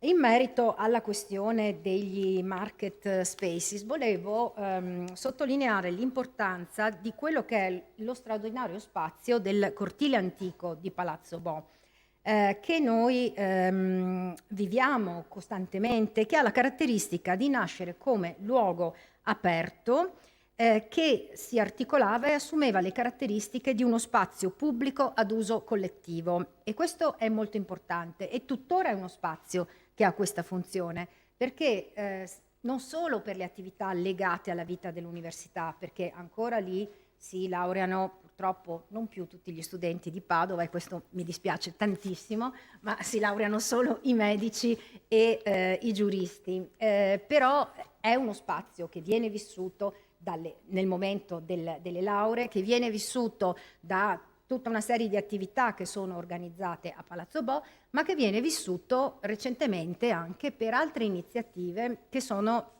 legate alla terza missione, in un certo senso alla valorizzazione degli spazi della città e l'apertura degli spazi della città, dell'università alla città. Ad esempio, non so se vi è capitata l'occasione di poter assistere durante l'estate alla proiezione del film dedicato alla forma della memoria, alla storia dell'Università di Padova, un film che ha curato come regista il collega Dennis Brotto, che è stato proiettato durante tutta l'estate nel cortile antico, che era diventato uno spazio con le sedie, con il grande schermo per la proiezione, in cui io ho osservato durante l'estate la gente anche si sedeva tra una visita e l'altra del Palazzo Bo, si sedeva perché magari c'era un po' di ombra, durante la nostra calda estate trovavano in un certo senso ristoro anche in quello spazio. Ma non solo, adesso c'è una bellissima installazione legata alla mostra L'Occhio in Gioco, una bellissima mostra che è aperta nel Palazzo del Monte di Pietà e che presenta, curata dal collega Guido Bartorelli, e che presenta un'installazione artistica al centro dello spazio del cortile antico. Quindi queste sono, cito soltanto le ultime 2 iniziative che nel corso di questi ultimi mesi sono state organizzate in questo spazio, che deve essere vissuto e deve essere proprio attraversato, e questa è la caratteristica di tantissimi luoghi dell'Università di Padova che stiamo costruendo, perché noi abbiamo un problema che è quotidiano, di ogni ora della giornata, la gestione degli studenti, perché la popolazione degli studenti dell'Università di Padova sta arrivando a circa 70.000 unità. Quindi questo è un numero che è impressionante, e io in questi 2 anni di pandemia ho potuto girare negli spazi della città e vedere la città chiaramente vuota. Improvvisamente da settembre, con la politica che è stata giustamente promossa da quasi tutti gli atenei d'Italia, di spingere per un ritorno alla presenza, perché sennò noi questi ragazzi non li tiriamo più fuori. Scusatemi perché mi emoziono, perché veramente penso alla sfortuna che hanno avuto.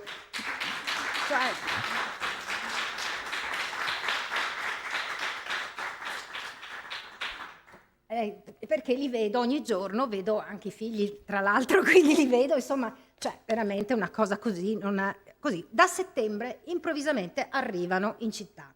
Io come prorettrice giro nella città, perché giro in bicicletta, perché devo recarmi in vari luoghi, e vedo concretamente il portello, lo spazio del portello, che rappresenta tutto lo spazio con il campus fondamentalmente dedicato ai corsi di laurea scientifici, invivibile. Cioè, i ragazzi, ci sono tanti e ti fanno allegria e sei contento per questo, ma nello stesso tempo sono schiacciati nelle aule, sono schiacciati nelle biblioteche. La soluzione che viene proposta è, vabbè, chiudiamo le biblioteche, tanto in area scientifica non c'è più la necessità di consultare il volume e così, no? Tanto è tutto online. Ok, ma la biblioteca non è solo uno spazio in cui si va a consultare la pubblicazione X che ti serve per la tesi, è lo spazio in cui tu vai a studiare, stai in mezzo alla gente, fai le conoscenze, è uno spazio di aggregazione. Quindi, siccome sono anche delegata alle biblioteche, tengo tantissimo a questo discorso, perché non è una lotta quotidiana, perché capisco che d'altro canto, capisco i direttori di dipartimento che hanno una quantità di ricercatori che arrivano con il PNRR, che arrivano con tutte le possibilità che abbiamo di nuove assunzioni, che devono giustamente avere il loro spazio. Quindi è una situazione estremamente complicata. Ho sentito poco fa che a Venezia effettivamente forse ci sono degli spazi che possono essere rivissuti, riqualificati e ecco, potenzialmente sì. A Padova stiamo facendo tantissimi interventi e poco fa mi sono anche un attimo confrontata con il collega Carlo Pellegrino, che è il delegato all'edilizia dell'Università di Padova, e intanto sapete benissimo che fortunatamente prima del Covid siamo riusciti ad aprire il polo di Beato Pellegrino, che è il polo per le discipline umanistiche, soprattutto di ambito linguistico-letterario, ed è un polo stupendo nell'ex convento di San Pellegrino, che utilizza gli spazi dell'ex ospedale geriatrico, e lì c'è una biblioteca meravigliosa dove tutti gli studenti, non solo i letterati ma anche i medici, gli economisti, vanno a studiare, perché Gli studenti preferiscono studiare in luoghi belli, questo sia chiaro. Le aule studio non sono luoghi belli, non sono luoghi presidiati, non sono luoghi accoglienti, non c'è estetica normalmente, sono dei postacci, li chiamiamo pollai in tante situazioni, per cui non è quella la soluzione. Allora, quello è stato un progetto concluso ancora sotto il rettorato del professor Rizzuto. Il grande progetto che è in corso di realizzazione, che speriamo di poter concludere nel quinquennio del rettorato di Daniela Mappelli, è la caserma Piave, che è destinata, ecco qui uno spazio di caserma che è destinata a diventare polo per tutti i corsi dell'area economica. Ed è un progetto bellissimo che voi siete quasi tutti architetti, immagino abbiate visto nelle sue fasi di progettazione, avete visto il bando che l'Università di Padova aveva aperto proprio per accogliere una progettazione di alta qualità.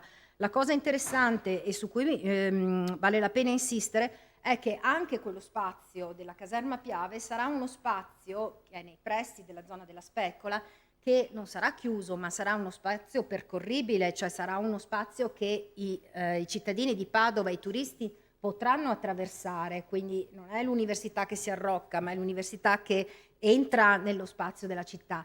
L'altra cosa più questo è uno, e questo è quello più importante, c'è tutta l'area di Volta Barozzo, l'area industriale di Volta Barozzo, che è stata acquisita dall'Università di Padova, che abbiamo visitato recentemente, dove c'è anche quella simulazione del Mose, è lì. Ecco, lì quello è un'area su cui stiamo progettando un'espansione soprattutto per la didattica, perché gli studenti non hanno le case, cioè sono in difficoltà a trovare case.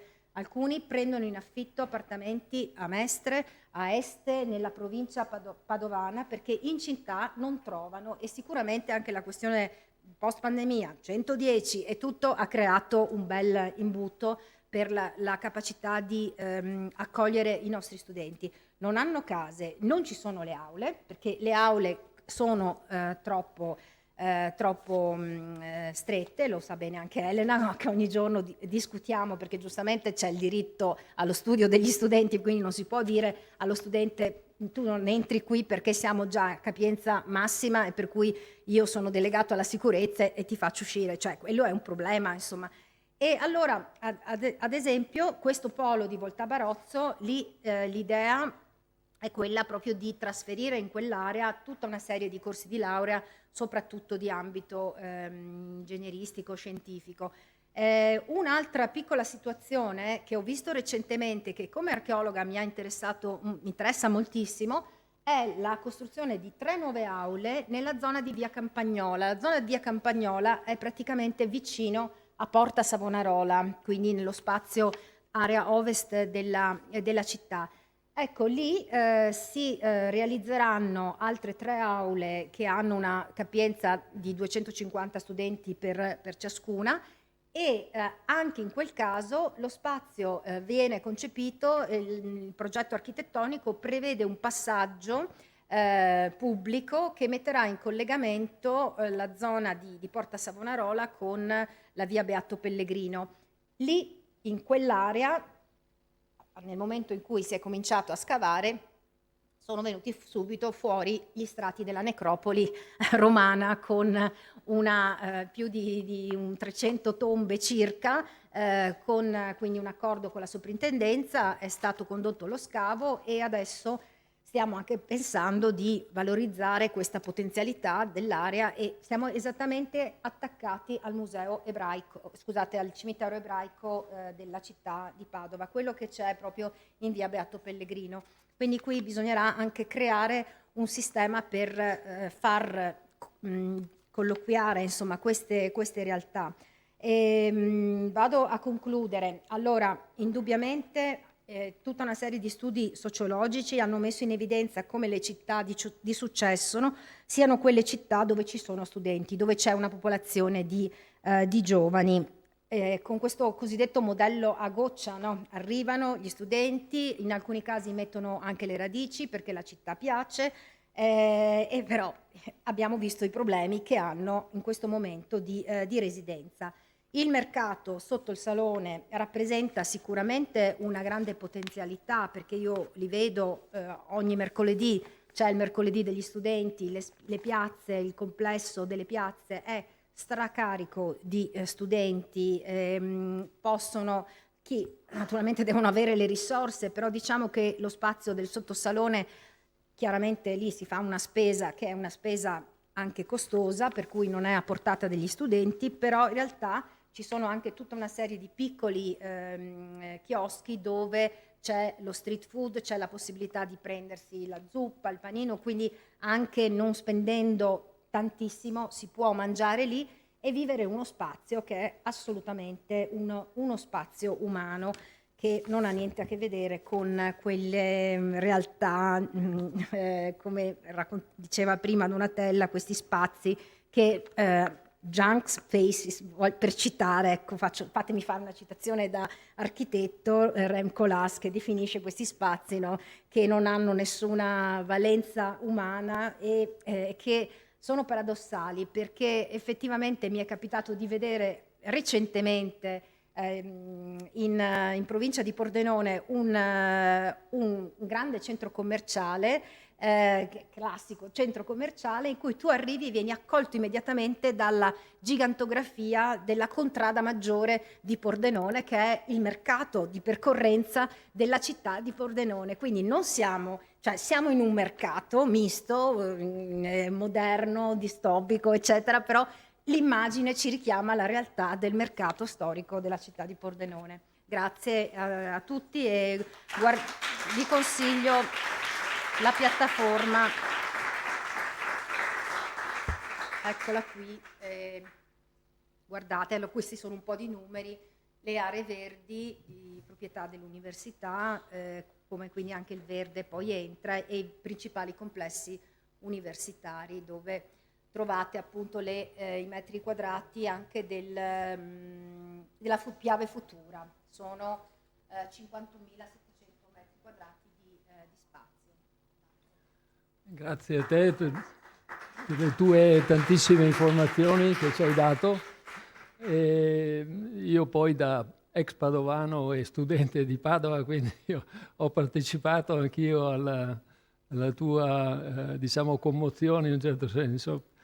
Direi che non abbiamo tempo per domande e dobbiamo passare alla prossima comunicazione, che sarà tenuta da Paola Marini. Paola Marini è storica dell'arte, è stata direttrice del Museo di Castelvecchio a Verona, poi delle Gallerie dell'Accademia di Venezia, ed è ora presidente dei comitati privati internazionali per la salvaguardia di Venezia, che diciamo un ente benemerito, molto benemerito, che diciamo supplisce alle molte mancanze del Ministero della Cultura. Paola Marini è anche socia dell'Istituto Veneto che ci ospita e l'abbiamo coinvolta come rappresentante di una delle più importanti istituzioni culturali della città. Grazie. Grazie a Donatella Calabi, al Comitato Scientifico. Mi fa molto piacere partecipare a questa forum in cui hanno preso voce importanti esperienze internazionali e dove oggi si comincia anche a sentire molte voci della città, secondo un metodo che sembra scontato ma non è così comune. Quando nel 2021 Europa Nostra ha organizzato il primo suo summit internazionale dopo la pandemia alla Fondazione Cini all'Isola di San Giorgio, ha chiesto proprio all'Associazione dei Comitati Privati Internazionali per la Salvaguardia di Venezia di governare, di coordinare una agorà a cui hanno partecipato 23 associazioni veneziane, una parte delle quali sono rappresentate anche oggi, ma come ci siamo detti in questi giorni sono così numerose che potremmo dedicare vari giorni a sentirle e a ascoltarle. Allora, quando nella mostra dedicata ai 1600 anni dalla fondazione di Venezia, che tra l'altro aveva una sezione dedicata anche al mercato di Rialto tra 4 e 500, ovviamente quando si fanno queste esposizioni non si può andare tanto in profondità, ma ricordo che quella era una delle sezioni più interessanti e gradevoli della mostra per la varietà di prodotti e per la ricchezza di documentazione. A un certo punto, verso la fine, compariva un bel video di Bill Viola o Viola che alludeva alla grande alluvione del 1966, dopo la quale l'esposizione in Palazzo Ducale dedicava una piccola sezione proprio ai comitati privati. È stata una bella intuizione di Gabriella Belli, che con i curatori ha voluto in qualche modo far entrare a pieno titolo i comitati privati internazionali nella storia di Venezia.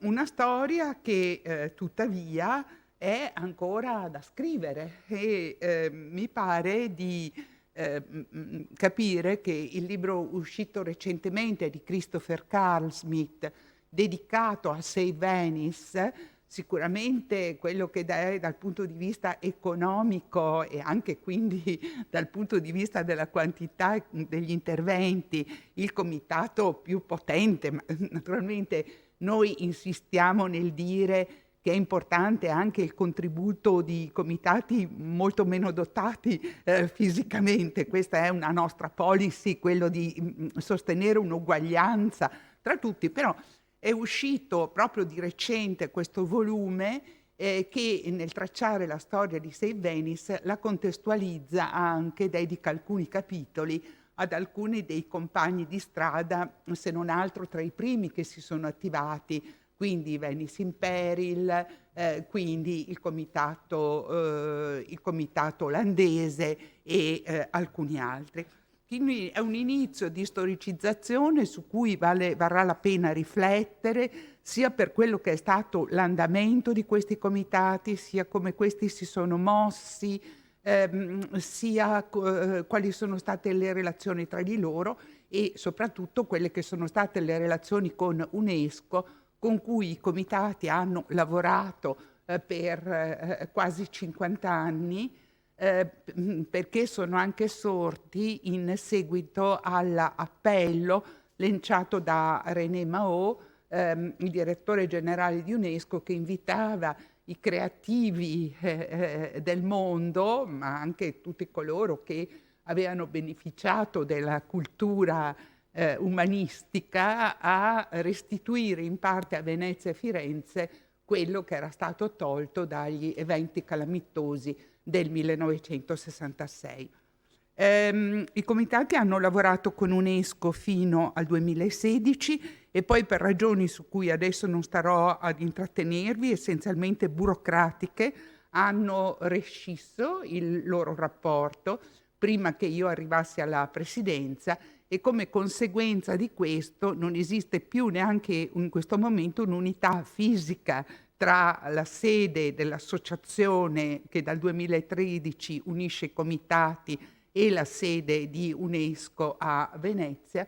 Non esiste più una collaborazione operativa. Proprio credo che sarà il 30, Erilde, forse è il 30 di novembre, si terrà un incontro sull'archivio dei comitati che Erilde Terenzoni, per conto, committenza di UNESCO, sta riordinando, e che sarà una base molto importante di partenza, perché di fatto noi in questo momento accediamo con difficoltà ad un archivio che è un archivio vivente e che per noi sarebbe essenziale poter consultare, e che dall'altra parte, da questo lavoro di riordino finalmente, come dire, super professionale, ci restituisce una ricchezza di dati che saranno quelli fondamentali per partire per questa storia. Una storia che è una storia di dedizione, ho provato a mettere delle parole, di partecipazione, di rigenerazione, una storia dove la ricerca è la base di moltissimi di questi interventi. Ho evidenziato la parola continuità perché non credo che esistano molti contesti in cui per oltre più di 50 anni si mantiene la stessa tensione emotiva, una tensione emotiva che era nata da un evento calamitoso e che purtroppo si è anche rinnovato di recente nel 2019, ma che anche quando ha avuto dei momenti, diciamo, di pace o di pace apparente, sappiamo la fragilità di Venezia, ha però mantenuto sempre alto e intensa questa relazione, come ad esempio non è avvenuto a Firenze, dove agiscono dei Friends of Florence, ma dove questo movimento dopo il 66 si è spento, o meglio ha preso altre strade, essenzialmente la stabilizzazione di sedi di università internazionali, soprattutto di università americane, che anche a Venezia agiscono sotto l'egida dell'UIA. Abbiamo visto la presenza di Warwick, ma che è molto più sporadica. Sergio Pascolo ci ha detto ieri quanto stia riprendendo, per ora ancora per periodi brevi, però a Firenze abbiamo insediamenti fissi, che vuol dire permanenza degli studenti per un anno o per un semestre, utilizzazione di immobili storici come sedi di queste università e creazione di un legame permanente, perché ovviamente chi ha vissuto mesi importanti della propria giovinezza in una città poi mantiene con questa città un legame molto particolare. Devo dire che tuttavia anche con i nostri comitati questo legame è molto forte. Vi racconto un piccolo episodio. Poco dopo la mia nomina all'inizio del 2019 ho fatto un piccolo tour tra i comitati che mi avevano invitato. A Londra sono tenuto una conferenza alla Royal Academy e poi ho partecipato a una riunione di un loro board e in un elegante studio professionale di Savile Row ho assistito ad uno dei più sorprendenti casi di name dropping a cui avevo partecipato nella mia vita. Invece di citare altisonanti nomi della nobiltà o della finanza o della politica veneziana, sentivo spendere come elementi di partecipazione nomi di funzionari della soprintendenza o nomi di sacrestani e delle chiese. Quindi veramente un caso simpaticissimo di come ci fosse questo desiderio proprio di immersione nella cultura della città. Generosità, creatività, ovviamente internazionalità, apporto dei privati e potremmo dire tante altre cose. Oltre 2000 progetti, ma insomma sono un po' di quei numeri, no, che si fanno, bisognerebbe contarli, molti si sovrappongono, forse insomma comunque una vastità di progetti che ha proseguito negli anni. Pensate che solo nel biennio tra il 16 e il 18 sono stati investiti 11 milioni di euro, 17 tra il 19 e il 22 in parte sovrapposti, e oggi parliamo di 300 progetti annuali. Però quello che a me interessa è più che l'azione di supplenza rispetto alle carenze della mano pubblica, è proprio questo senso di appartenenza che a mio avviso invece non trova sufficiente riscontro da una parte né nella conoscenza di questo grande fenomeno, forse a Venezia, ma appena usciamo da Venezia, quando io mi trovo a parlare di questa realtà, pochissimi la conoscono.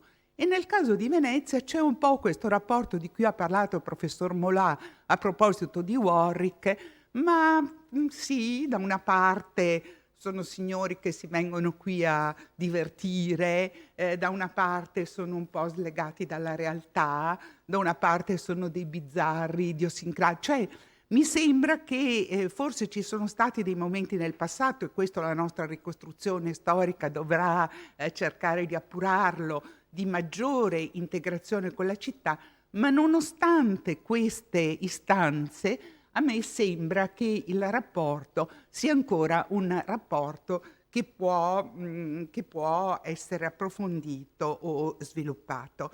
A proposito della lista, diciamo, del catalogo dei progetti, c'è una vecchia pubblicazione di quaderni che raccoglieva ad una certa data, mi pare il 2002, quindi siamo a 20 anni fa, il lavoro dei comitati, e dopo ci sono aggiornamenti costanti, e quindi è un lavoro che si potrà e si dovrà fare. Allora, cosa fanno i comitati? Perché non è così scontato neppure nella percezione, fanno soprattutto restauri, ovviamente. E allora vi voglio ricordare che oggi pomeriggio è prevista una relazione di Giulio Manieri Elia, direttore delle Gallerie dell'Accademia, che sarà molto incentrata sul laboratorio della misericordia, ma sicuramente grazie alla presenza dei comitati il restauro è una delle forme di artigianato che a Venezia ha avuto una evoluzione e anche un costante innalzamento del livello qualitativo, perché vogliamo dire che la disponibilità economica, il non dover aspettare i lotti che debbano venire rifinanziati, la volontà di far bene e anche l'orgoglio di mostrare la propria qualità e presenza hanno fatto sì che siano stati un grande propulsore. Penso ai lavori di Mario Piana, ad esempio sulla Chiesa dei Miracoli. Penso che molti degli interventi che abbiamo visto anche dopo l'innalzamento il 2019 anche in San Marco hanno avuto le loro origini proprio in lavori. Così come ad esempio un altro caso molto interessante è quello del restauro dell'edificio per abitazione di normale popolazione a San Giobbe, dove pure era coinvolto Mario Piana e sostenuto da Venice in Peril, che rappresenterebbe un modello ideale in una Venezia che potesse trattenere la sua popolazione o avere una nuova popolazione. Però ricordo che ci sia anche la parte delle ricerche molto importanti. Ci sono stati ad esempio il grande cantiere finanziato nello Stato alla scuola di San Rocco, è stato reso possibile da una serie di indagini preliminari che erano state pagate ai comitati, così come le analisi, l'attività didattica, perché è necessario continuare a coltivare l'informazione, questa trasparenza di cui e la crescita della conoscenza, le esposizioni che non sono solo, come dire, attrattori economici, ma sono momenti molto importanti per mostrare l'avanzare della ricerca. Penso a quello che ha fatto il World Monument Fund per la mostra di Aldo Manuzio, ad esempio, con un sostegno molto cospicuo. Acquisizioni importanti, la formazione, ci arriverò, c'è qua Federica Restiani, è una dei prossimi relatori, ci sono alcuni dei soci dell'associazione che proprio lavorano in questo settore, così come la divulgazione, la valorizzazione, le pubblicazioni, la digitalizzazione.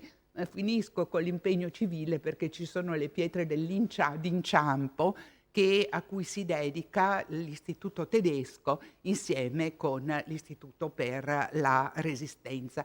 Ma anche qui l'elenco potrebbe continuare. Quindi vorrei invitarvi a immaginare i comitati non, come dire, ingessati in qualcosa di pur monumentalmente molto importante come il restauro degli edifici, ma impegnati in una varietà di azioni. Ovviamente la mission è che Venezia sia sempre una vera città per tutto quello che significa, pure con le caratteristiche di una città che in parte si è spopolata, che in parte vive di questa popolazione temporanea, che comunque deve fronteggiare una attrattività turistica abnorme e in continua crescita, ma che appunto non diventi immediatamente quel parco a tema che in modo surreale e molto colorato Benno Albrecht ci ha delineato. Allora, i comitati privati in questo momento sono 26 di 11 paesi. Allora, alcuni di loro, come vi ho detto, voglio tornare indietro, alcuni di loro, come vi ho detto, sono nati a ridosso del 66, quindi hanno già festeggiato, sono già andata a 3 compleanni di 50esimo, e quindi ecco. Altri invece sono molto, molto recenti, penso al Venice Gardens Foundations in basso a sinistra, che è uno dei più recenti, che ha, sempre rimanendo nel campo del restauro e della rigenerazione, ha portato il suo interesse su un aspetto di cui pure Venezia ha degli esempi straordinari, che sono i giardini. Però ci sono, non però, ma ci sono dei comitati che vivono con molta intensità anche il tema ambientale, come We Are Here a Venice, che si dedica al studio e all'equilibrio della laguna, come TBA 21, che coniuga la Thyssen-Bornemisza Art Contemporary Academy, che ha preso in uso, incomodato dal Comune di Venezia, un edificio straordinario per 20 anni, come la chiesa di San Lorenzo, e coniugo il suo interesse per la salvaguardia degli oceani con quello dell'arte contemporanea.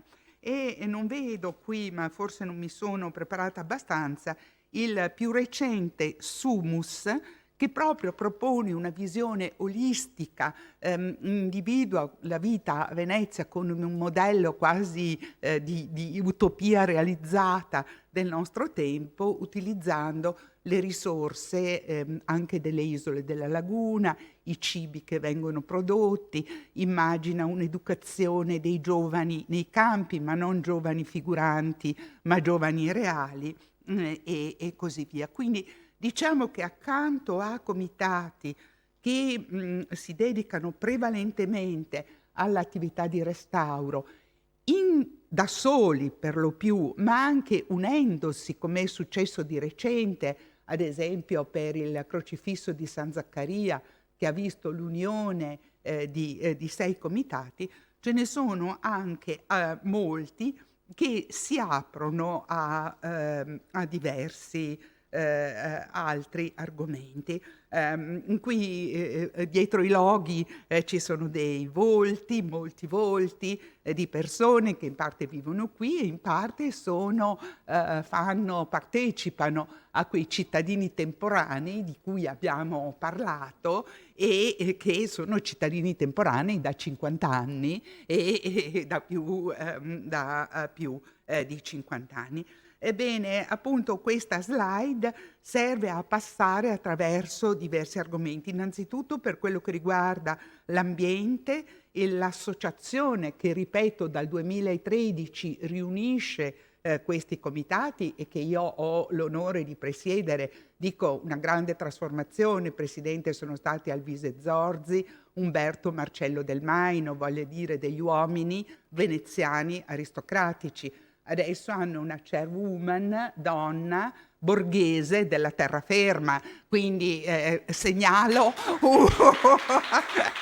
Scusate... Segnalo una decadenza o una trasformazione epocale e anche, se volete, un po' di ingenuità da parte mia, forse, nel ripetere a voi, molti dei quali conoscono questa storia, delle cose già risapute. Quindi in alto il restauro è una delle 20 sale che il comitato francese ha riaperto da poco al Correr, i giardini, l'Istituto Veneto, che pure è un nostro socio, anche se devo dire che il presidente Rinaldo, che abbiamo tante volte citato perché è veramente nostro leader in questa visione del ruolo dell'istituto nel futuro della città, ci invita a pensare alla posizione dell'istituto insieme alla Fondazione Cini, che non partecipa alla Querini, eccetera, più come in una sorta di comitato d'onore e insomma sono cose su cui converrà approfondire. Segnalo che appunto c'è anche l'attività divulgazione didattica che svolgono soprattutto gli amici dei musei, un altro nostro socio. In basso questo interesse per l'arte contemporanea e l'ambiente, rappresentato da una bella mostra di Young Jonas proprio in San Lorenzo, e la parte della formazione rappresentata dall'Istituto Veneto per i beni culturali e dall'Università Internazionale dell'Arte, e poi mi ero fatta anche degli appunti anche dall'Istituto Tedesco. Quindi un mondo più articolato di quello che normalmente viene percepito, e che proprio per mostrare questo sta cercando di aprirsi anche ad una visione più completa della città. Che senso ha restaurare, pur in modo magnifico, l'Assunta di Tiziano se poi tutta la città perisce sotto l'onda dei cambiamenti climatici o diventa un parco a tema? Allora, per i comitati è molto importante schivare il rischio della politicizzazione, però dall'altra parte sappiamo che tutto è politica in senso ampio, e che quindi una parte del mio lavoro di presidenza è proprio di dialogare anche con chi è più affezionato all'idea io voglio solo restaurare e intorno facciano quello che vogliono. Il nostro restauro deve diventare, il nostro intervento deve diventare sempre più consapevole anche di quello che accade intorno a noi. È per quello che insieme con Leo Schubert e con tanti, diciamo, coautori, tra cui è qui presente Sergio Pascolo, abbiamo lavorato ad una Carta di Venezia per la cultura urbana, che naturalmente si ispira alla meravigliosa carta di Piero Gazzola del 1900 e di Pane del 1964, che riguardava il restauro del singolo oggetto architettonico, e adesso invece pensa alle città, e soprattutto alle città aggredite dal turismo. Si parla soprattutto dell'overtourism più che di cambiamenti climatici, e da Venezia propone una serie di buone pratiche o di segni di consapevolezza che partono da Venezia per l'esperienza che Venezia fa ogni giorno, ma che può riguardare situazioni che vanno da Dubrovnik a Barcellona e così via. E la carta è stata pubblicata di recente sulla rivista Ananche, insieme all'appello dell'istituto. Pierluigi Panza, che dirige la rivista Ananche, ha pubblicato la nostra carta e l'appello dell'Istituto Veneto, e lì lo potete trovare. Ovviamente le sfide principali sul futuro sono la rigenerazione del patrimonio, l'overtourism e il cambiamento climatico di cui abbiamo sentito parlare. Quindi per venire al mercato di Rialto, ma vado a concludere, ovviamente tutto il lavoro che viene fatto, è bello che questa sia una tappa intermedia, però ha un background molto forte del lavoro dei singoli membri, di tutte le riunioni, di tutti gli incontri, di tutte le conferenze, quindi l'accumulo della storia, ma le altre esperienze che abbiamo sentito in questi giorni sono state particolarmente interessanti, però dobbiamo anche un po' guardare anche oltre Rialto, che pure viene individuato giustamente come il centro vitale della città, quelle che sono le altre offerte della città. Soprattutto se vogliamo pensare che Rialto sia anche come una sorta di portale dell'offerta della città, che può essere un'offerta culturale, che può essere un'offerta di itinerari tematici diversi, che può essere l'offerta di quello che sta avvenendo in una delle presentazioni delle altre città, degli altri mercati. Ho visto questo andamento della popolazione che in qualche modo esiste già dall'altra riva rispetto a Rialto. Nella nostra farmacia abbiamo una informazione quotidiana dell'andamento della popolazione. Bene, ci potrebbe essere potrebbe essere questo il punto dove una serie di informazioni viventi sulla città vivente arrivano a convergere. Ovviamente i metodi adottati, che sono quelli della condivisione, della sostenibilità e della partecipazione, sono fondamentali e qualificano questo progetto, che naturalmente aspettiamo sempre riesca ad avere e a trovare la necessaria interlocuzione con l'amministrazione pubblica. Però noi pensiamo che è bene non aspettare, continuare a allenarsi a bordo campo, e come i giocatori che aspettano in una squadra di entrare in campo e si scaldano un po', in modo che nel momento in cui finalmente si potrà, e questo momento arriverà, sarebbe importante che arrivasse abbastanza presto, si riescano a portare a condividere queste esperienze. Quindi è in quest'ottica che l'Associazione dei Comitati Privati Internazionali per la Salvaguardia di Venezia come dire, segue con interesse, partecipazione che io mi auguro potrà crescere anche in futuro, questo grande progetto. Grazie.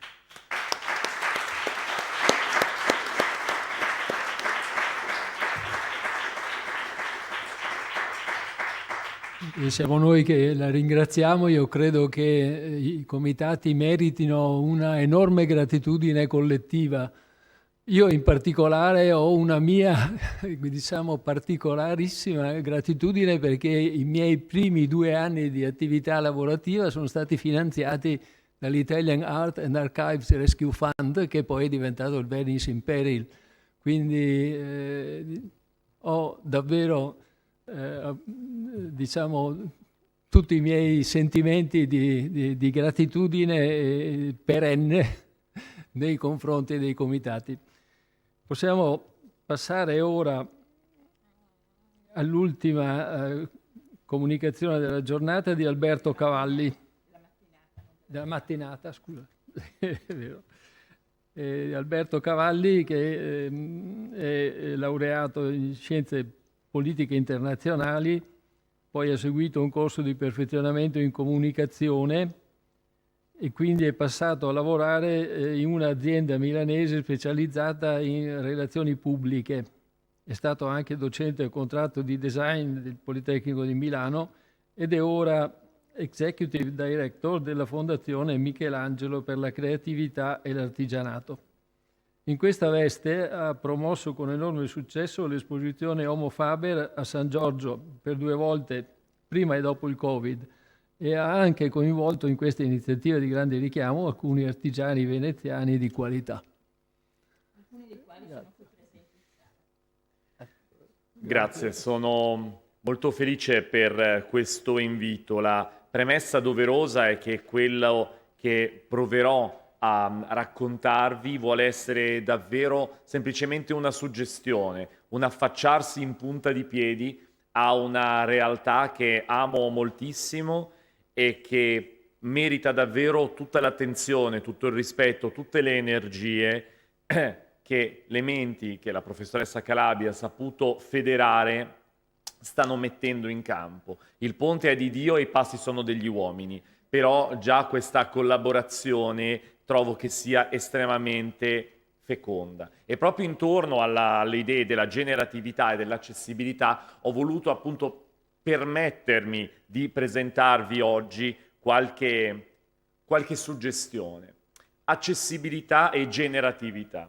Si parla molto spesso di accessibilità quando si parla di beni culturali, ma accessibilità non vuol dire solo aprire una porta e aspettare che qualcuno entri. Questo sarebbe sciocco, vetusto e anche davvero non sostenibile. Accessibilità significa certamente rendere i luoghi fruibili, ma creare anche dei contenuti che valorizzino quei luoghi, che trasmettano un significato che possa toccare il cuore delle persone. Rendere accessibile significa nutrire lo spirito, il cuore, l'immaginazione di tutti coloro che magari non sono ancora innamorati di ciò che anche noi amiamo, e parlo di Venezia, ma che grazie appunto a questa rinnovata accessibilità possono avere occasioni di scoperta e di approfondimento, in modo tale che il bello cessi di essere solo una fascinazione estetica e diventi significativo. Scoprire la bellezza attraverso il significato significa creare delle memorie che sono ere perennius, più durature del bronzo. Che cosa significa invece generatività? Generatività significa fare in modo che ogni tipo di produzione, di visita, di vendita, ogni tipo di attività non siano mai fini a se stesse, ma possano veramente creare un movimento culturale. Con Homo Faber abbiamo cercato di fare questo, non l'ennesima mostra, certamente non un salone, e non abbiamo neanche voluto arrivare a come coloro, no, che usano Venezia come uno scenario, come uno sfondo, come un feticcio sul quale proiettare il loro superego. Non ci interessa, non è questa la nostra finalità. Noi abbiamo voluto creare un movimento culturale che guardi a tutto ciò che il talento umano è in grado di fare e sarà sempre in grado di fare meglio di qualunque macchina. La trasformazione creativa e consapevole della materia è quello che rappresenta in maniera eccezionale la nostra umanità. E intorno a questa umanità, come ha ricordato Paola Marini, si giocano delle sfide straordinarie che nel nostro mondo, dal nostro osservatorio, quello dei mestieri d'arte, vediamo come profondamente, non voglio usare parole negative perché non mi appartengono, io da bravo cattolico so che la disperazione è peccato contro lo Spirito Santo e se bisogna andare all'inferno meglio andarci per dei peccati più divertenti. Ma certamente, diciamo, le sfide del mondo dei mestieri d'arte sono intense perché le aggressioni sono tante, gratuite in molti casi o in altri casi legate a quella che è la forza probabilmente più importante del mondo. Io ho sempre pensato che la forza più importante fosse la gravità, ma non è così, è l'inerzia. Se non si fa niente, niente accade. Allora, la generatività significa proprio immaginare di rendere di nuovo fecondo un luogo, uno spazio o un tempo che altrimenti correrebbero il rischio di essere magari belli, ma sterili. E per questo ho usato l'annunciazione di Simone Martini. Mi correggano gli storici dell'arte, se sbaglio siamo nel 1333, Simone Martini, artista e anche orafo e anche gioielliere, applica a questa annunciazione che ha tutti gli stilemi dell'annunciazione, il giro della purezza, la colomba dello Spirito Santo, il Padre Eterno, eccetera, eccetera, applica già delle tecniche tipiche dell'oreficeria, per cui quando i pontefici ad Avignone vedono e incontrano quest'arte e la condividono anche con i pittori nord europei che erano presenti alla corte pontificia, ecco che queste intuizioni di Simone Martini restano nell'animo e sulla retina storica di questi artisti del nord Europa che, ritornati nel loro paese, evidentemente danno vita a un movimento straordinario. Questo significa essere generativi, avere anche il coraggio di proporre qualche cosa che altri svilupperanno meglio. È quello che cerchiamo di fare con Homo Faber. Arriverà qualcuno migliore di noi a far riverberare i mestieri d'arte nel mondo. Bene, è la nostra finalità. Noi cerchiamo di fare al meglio ciò che riusciamo a fare e devo dire l'edizione di quest'anno di Homo Faber è stata anche accolta da un discreto successo. Abbiamo avuto 55.000 visitatori in 3 settimane in un luogo meraviglioso come l'Isola di San Giorgio, ma dove insomma non è che proprio ci si cada dentro, quindi devo dire siamo stati consolati su questo. E certamente non è mia ambizione farvi una lezione di storia dell'arte in questo luogo e sicuramente a voi, ma mi piace proprio rifare questo percorso sulla generatività passando attraverso le annunciazioni, perché è quello proprio il simbolo della generatività. La Beata Vergine Maria nel racconto di San Luca accetta con grande timore l'annuncio alieno dell'angelo. Il Beato Angelico già cambia un po' strada e qui vediamo un giardino, vediamo un annuncio che avviene nel mondo e per il mondo. Leonardo da Vinci con questa precisione lenticolare ci ricorda che tutti sono toccati dalla rinascita che l'annuncio porta nel mondo. Senza distinzione, la generatività è una sorta di benedizione trasversale che permette a tutti di fiorire e di trasformarsi nella parte migliore che ognuno di noi dovrebbe assumere. E anche se il Botticelli ci fa vedere queste torsioni che tutti noi abbiamo di fronte a un annuncio così straordinario, che in una città di Venezia sono all'ordine del giorno, cambierai, morirai, ti trasformerai, ti allagherai, resisterai. E certo è impossibile dire immediatamente fiat mi secundum verbum tuum, come ricorda San Luca.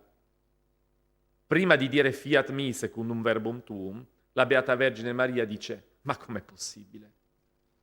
Com'è possibile che questo stia accadendo a me? com'è possibile che stia accadendo alla mia città. Accogliere questo annuncio significa forse fare come l'annunciata di Antonello da Messina, che a me piace questo suo gesto, questa sua... qui non c'è più la colomba dello Spirito Santo, c'è più il Padre Eterno, non fa niente. C'è un gesto che però dice: io ho accettato. E tu? E tu? E tu?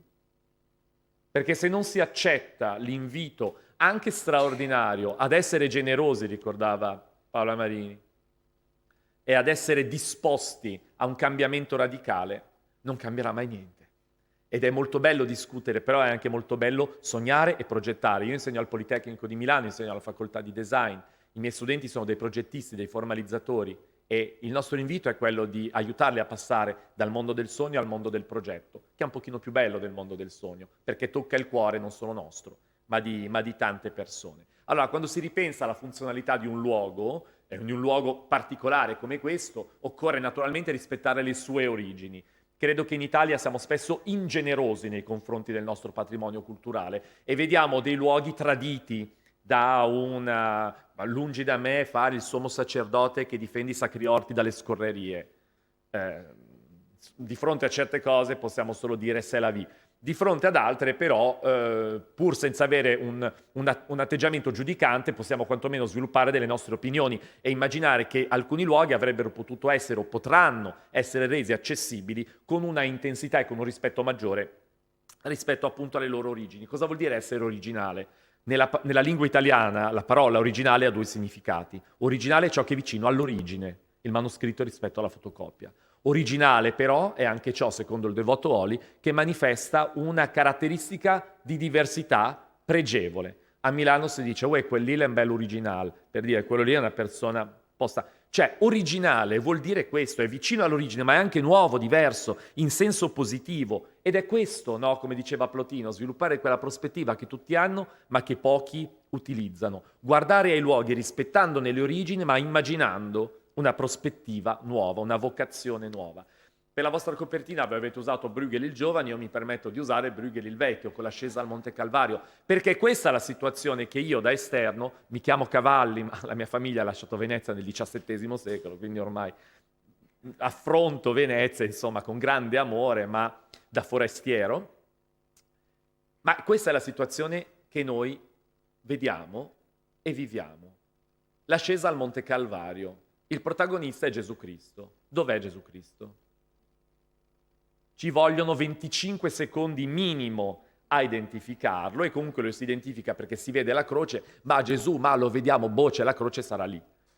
Allora, tutto è importante in questo quadro, è importante la Beata Vergine Maria che piange, sostenuta da San Giovanni, è importante il mulino, è importante la forca, sono importanti le guardie del sommo sacerdote vestite di cremisi, come le guardie spagnole che nei paesi bassi protestanti avevano atteggiamenti estremamente insolenti nei confronti. Tutto è importante, ma c'è una cosa che è fondamentale e che dà senso a tutto il resto. Allora, tante volte non sono le idee che mancano, ma il punto di vista. Non è l'informazione che manca, ma è il punto di vista. E un convegno come questo ci aiuta davvero ad affinare un punto di vista molteplice, multisfaccettato, profondo, fertile, come dicevamo, ma senza il quale rimaniamo qui, dove tutto è importante e siccome tutto è importante, niente diventa fondamentale. Io penso che per il mercato di Rialto, ma davvero vi prego, e perdonatemi se mi ripeto, vi prego di intendere questa mia presentazione come un rispettosissimo sogno in punta di piedi, sono legati a fattori ovvi, quali appunto il commercio, lo scambio, lo stoccaggio, sono ispirazioni molto importanti perché determinano veramente l'anima di una città e di un luogo e che io sarei felice se potessero essere rievocate nelle destinazioni future in maniera rispettosa però e in maniera contemporanea. E quindi cosa vuol dire animare uno spazio? Perché è l'anima che giustifica un'accessibilità ed è l'anima che rende poi generativo un luogo. Noi ci occupiamo di mestieri d'arte e i visitatori che sono venuti alla Fondazione Giorgio Cini per visitare Homo Faber ci hanno restituito il senso che fare bene le cose belle non solo è possibile, ma fa bene a tutti. io sì, sono il curatore generale, ma che ridere, io passavo le mie giornate a raccogliere le cartacce, a dire ai bambini di non buttarsi nella darsena, a dare indicazioni, è normale, e anche a fare il pontoniere, quindi aiutare le persone a salire sul 2. E al di là, no, poi di qualche scena della signora che deve passare prima lei, no, ma c'ero prima io, non fa niente, però quello che mi piaceva vedere era l'espressione sul viso delle persone. Una scintilla forse di felicità di chi si è reso conto che anche in un'epoca come la nostra, distratta, superficiale, che dice che il futuro è nel metaverso, boh, non lo so, Montesquieu diceva qu'il nous soit permis d'en douter, che ci sia permesso almeno di dubitare. Ecco, la scintilla negli occhi delle persone ci diceva che il mondo del mestiere d'arte, il mondo dell'artigianato creativo, è un mondo federatore. Venezia è la città d'arte, la città del contemporaneo, e l'arte attrae l'attenzione e la creatività e a volte genera tante discussioni e qualche distanza. L'artigianato è molto federatore. E in un mondo così pieno di divisioni, a noi sembra che trovare un linguaggio federatore sia interessante. Allora sarebbe bello pensare, accogliendo tutte le suggestioni delle università, perché le università hanno sempre bisogno di luoghi in cui arrivare, e comunque ricordiamoci che la libera università è nata prima del libero mercato, quindi è anche una bella zampata di leone del mondo dell'Ateneo rispetto al mercato. Ma sarebbe bello avere qualche bottega artigiana, degli atelier in cui si lavora, dei laboratori. Le persone amano vedere degli oggetti bellissimi che vengono creati, ma le persone amano l'autenticità. Chi se ne frega di vedere le cose chi se ne importa di vedere le cose finte, le rappresentazioni alla Disneyland. Andate dove volete, qui da sempre si crea l'eccellenza del mondo. John Evelyn arriva sulle mercerie e dice: ma io non ho mai visto niente di simile, gli usignoli in gabbia, le tele, e John Evelyn veniva da Londra, non è che veniva da Ponte in Valtellina come mia nonna, quindi di cose belle ne aveva viste, eppure arriva qui e vede cose meravigliose, perché vere, perché autentiche e perché preziose. Noi crediamo che tanti artisti e tanti artigiani avrebbero veramente desiderio di venire a Venezia, a imparare il mestiere, ad apprenderlo, a vedere gli artigiani al lavoro e forse avere degli spazi in cui possano lavorare in un luogo così centrale, così significativo, sarebbe bello.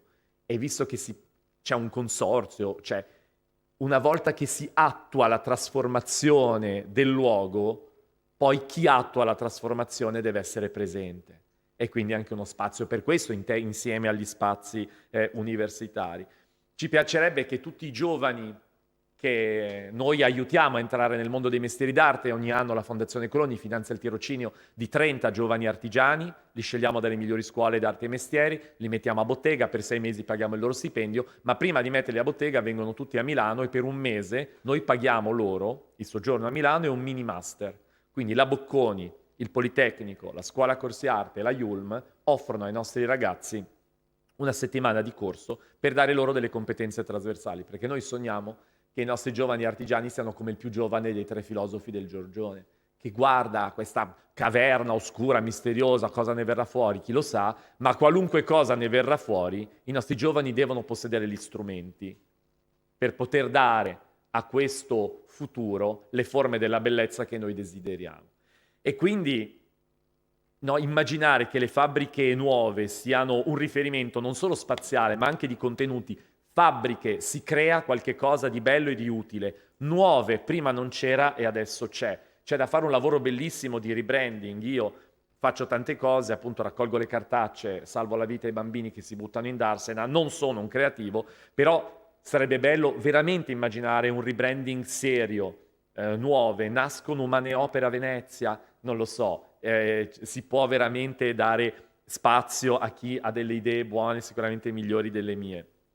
E è stato evocato John Ruskin e come non farlo. John Ruskin diceva: se voi chiedete agli uomini di essere solo degli strumenti, diventeranno ottusi, perché qualunque ruota dentata riesce a far girare gli ingranaggi meglio di qualunque macchina.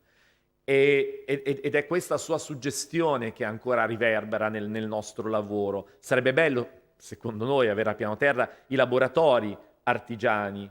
Io credo che siano tanti gli artigiani di Venezia che hanno un tale amore per la loro città e per il loro lavoro, e anche a volte un tale disorientamento rispetto a quale sia il loro ruolo all'interno della città di Venezia, che valorizzarli in un luogo così straordinario sarebbe molto bello. C'è il caso di Firenze, che sicuramente conoscerete, di ormai tanti anni fa, in cui molti locali storici Oltrarno, quindi la parte storica degli artigiani, sono stati assegnati a un prezzo d'affitto bassissimo a una serie di artigiani che vi hanno avuto accesso tramite bando. Beh, Oltrarno ha cambiato faccia, è qualcosa che ha funzionato, quindi chiaro che sono due città radicalmente diverse, ma in fondo perché no?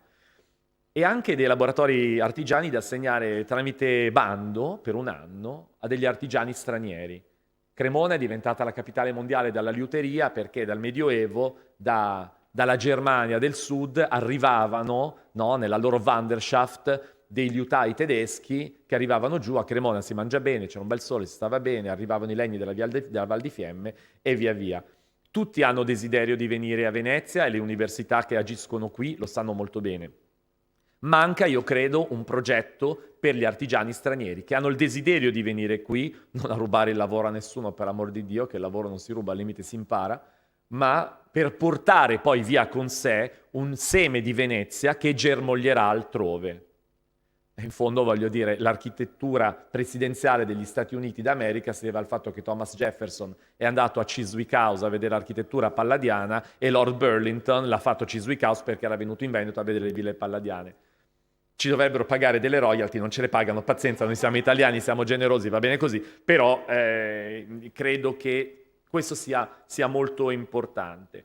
Sarebbe bello anche però, no, affiancare all'attività artigianale anche un'attività più creativa. Ci sono tanti giovani, abbiamo avuto un esperimento a Milano di recente di un'ex cascina trasformata, e quindi dare anche uno spazio più legato alla creatività, alla comunicazione, perché si ingenerino dei dialoghi un po' più forti. E poi naturalmente questo è un mercato, quindi io credo che sia bene anche tenere un negozio, ma un negozio dove si vende che cosa? È inutile che faccia io qui dei peana sugli articoli che si vendono in alcuni negozi del centro storico di Venezia, che di Veneto e di veneziano hanno molto poco, ed è demoralizzante. Il nostro piccolo bookshop che con Emanuela Bassetti abbiamo fatto a Homo Faber, dove abbiamo scelto non solo libri, ma dei begli oggetti di artigiani veneziani, eccetera, beh, insomma, è andato bene, perché comunque, no, lo diceva la prorettrice prima, gli studenti vogliono studiare negli spazi belli. Se tu proponi in un contesto come questo, plausibile, confortante, degli oggetti belli e ci sono lì i loro creatori, insomma, probabilmente, chi lo sa, funziona. E ai piani superiori, chiaramente anche gli atelier, i laboratori, gli spazi per le università, degli spazi seminariali, dei laboratori temporanei. Cioè, un luogo deve essere animato sempre, non solo quando c'è il turista o quando non c'è il turista. Se c'è il turista meglio, è animato di più, e se non c'è il turista però deve avere già una sua attività. Anche questo vuol dire sostenibilità e accessibilità. Come Fondazione Colonia abbiamo preso per 18 mesi Palazzo Litta a Milano, che è la sede milanese del Ministero della Cultura e del Segretariato regionale per i beni culturali. È l'unico palazzo seicentesco che non è stato distrutto dalle bombe del 1943. Si vede che la duchessa Litta dal cielo ha messo una mano e la bomba ha preso solo lo scalone. E anche è un luogo, e non è un museo, è un luogo del Ministero della Cultura. Durante il Salone del Mobile abbiamo organizzato doppia firma, quindi abbiamo messo dei pezzi di alto artigianato. Qui vedete qualche cosa di veneziano anche. Beh, insomma, abbiamo avuto quasi 10.000 visitatori in 6 giorni, con delle opere di artigianato in un luogo. Tutta la collezione dei Litta, sapete, fu venduta allo zar, perché i Litta furono indotti al fallimento, la famosa Madonna Litta veniva da qui, e quindi paradossalmente le uniche forme d'arte che sono rimaste sono quelle legate appunto ai mestieri. Non è il caso che io rilegga queste parole di John Ruskin che voi conoscete, però mi interessa sottolineare che gli esseri umani non sono stati creati per lavorare con l'accuratezza di strumenti, per essere perfetti in ogni cosa. Se si farà in modo che le loro dita misurino i gradi come le ruote dentate, le loro braccia tracino curve come i compassi, si dovrà disumanizzarli, e l'umanità è l'unica cosa che ci resta. Io credo che in un progetto così ambizioso come quello che la professoressa Calabi sta intessendo veramente, con delicatezza, ma anche, come si dice in Sant'Ambrogio, manu forti et brachio excelso, si deve avere il coraggio di desiderarla questa bellezza, di pensare alla funzione, alla fruibilità, ma anche avere il coraggio di dire siamo a Venezia, abbiamo sempre creato il bello, il ben fatto, il meraviglioso e lo vogliamo ancora. Perché nel 2100 saremo ancora qui a raccontarci di bellezza, ma dobbiamo anche avere il coraggio di chiederla, come no, la Belle della Bella e la Bestia. Vi ricordate come inizia la fiaba? Un mercante ricco perde tutto, gli manca solo un vascello. Allora parte per la città per vedere cosa gli è rimasto e dice alla prima figlia: tu cosa vuoi? E lei dice: vorrei un bel vestito. La seconda figlia dice: io vorrei un gioiello. E Belle, la più piccola, dice: io vorrei una rosa in pieno inverno. Una richiesta pazza che però cambia il destino di tutti. Ed è molto importante che noi adesso abbiamo il coraggio di chiederla questa rosa, perché altrimenti corriamo il rischio di avere dei bei vestiti e dei bei gioielli, ma tutto quello che volevamo era la bellezza. Non ce l'abbiamo più. Donum sine prezio, diceva Bernardo di Chiaravalle per parlare della passione di Cristo. Grazia sine merito et caritas sine modo. Cioè, una volta era molto chiara la distinzione tra il dono, la grazia e l'amore. Non siamo più così sicuri. È come se tutto debba avere un prezzo e quindi attaccare il cartellino del prezzo contribuisca già a creare valore. Sì, ti voglio bene, ma se te lo meriti. Sì, ti amo, ma fino a un certo punto. Mi sembra estremamente deprimente nei confronti degli esseri umani e delle città. E ce lo racconta bene il libro di Giobbe, e vado a concludere. Giobbe era un uomo molto fortunato, ricco, figli, tutto quanto. Finché a un certo punto, e rendeva grazie a Dio, finché a un certo punto un angelo va da Elohim e gli dice: sì, certo che Giobbe ti rende grazie, guarda com'è fortunato, ma stendi la tua mano e portagli via tutto quello che ha e vediamo se ti ringrazierà ancora. Vi ricordate chi era l'angelo che fa la scommessa con Dio? Satana. Ed è interessante vedere che questa visione pelagiana del mondo, per cui nessuno fa niente per niente, secondo la Bibbia sia stata introdotta proprio da Satana, dal nemico, dal diavolo, che è quello che appunto divide, diabolon. Noi crediamo che per rivitalizzare un luogo così importante e così significativo sia necessario avere un approccio, ricordava Paola, di generosità, federativo, io mi permetto di dire originale, cioè legato alle origini e all'identità specifica di quel luogo. È difficile, certo, però come tutte le cose difficili non sono impossibili. La bellezza è fragile, non ha bisogno di supereroi, non ha bisogno di Wonder Woman. Se arriva la mano pubblica noi diciamo grazie, però credo che i corpi intermedi oggi, in tutto il mondo, debbano assumersi il ruolo e la responsabilità di arrivare lì dove forse la mano pubblica per una serie di ragioni arriverà un pochino dopo. Dilatio est quedam negatio. Far aspettare troppo a lungo significa negare. E negare il futuro ai luoghi significa negare il futuro alle persone. Chiudo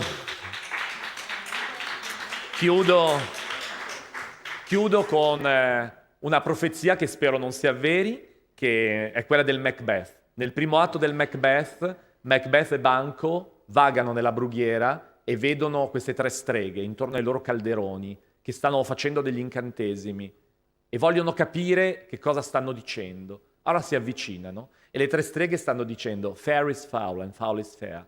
Il bello è brutto, il brutto è bello. Tutto ciò che noi dovremmo considerare bello, invece dobbiamo considerarlo brutto perché è costoso, perché la gente non capisce, perché è difficile, perché non ha like su Twitter. E tutto quello che invece dovremmo considerare brutto, perché non è autentico, perché non è originale, perché ci deprime, perché ci depriva della nostra umanità, invece dobbiamo considerarlo bello. Ecco, io credo che alla profezia del Macbeth dobbiamo invece legare l'invito di Salomone e del Cantico dei Cantici. Sicut lilium inter spinas, ita mica me inter filias, et sicut malum inter linea silvarum, ita dilectus meus inter filios. Ci sono tanti alberi nel bosco, ma poi c'è il melo, e sotto quei fiori profumati io voglio andare a sedermi. Ci sono tanti rovi, tante spine, noi lo sappiamo, e chi a Venezia ci vive e ci lavora lo sa molto bene. Però poi c'è il giglio.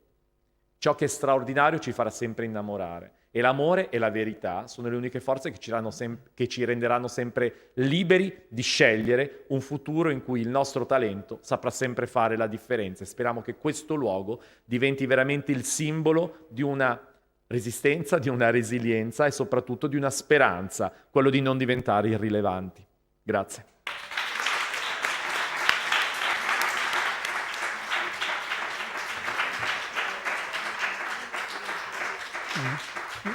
Grazie per le moltissime sollecitazioni a riflettere su temi generali, ma anche su temi specifici e pertinenti al nostro convegno.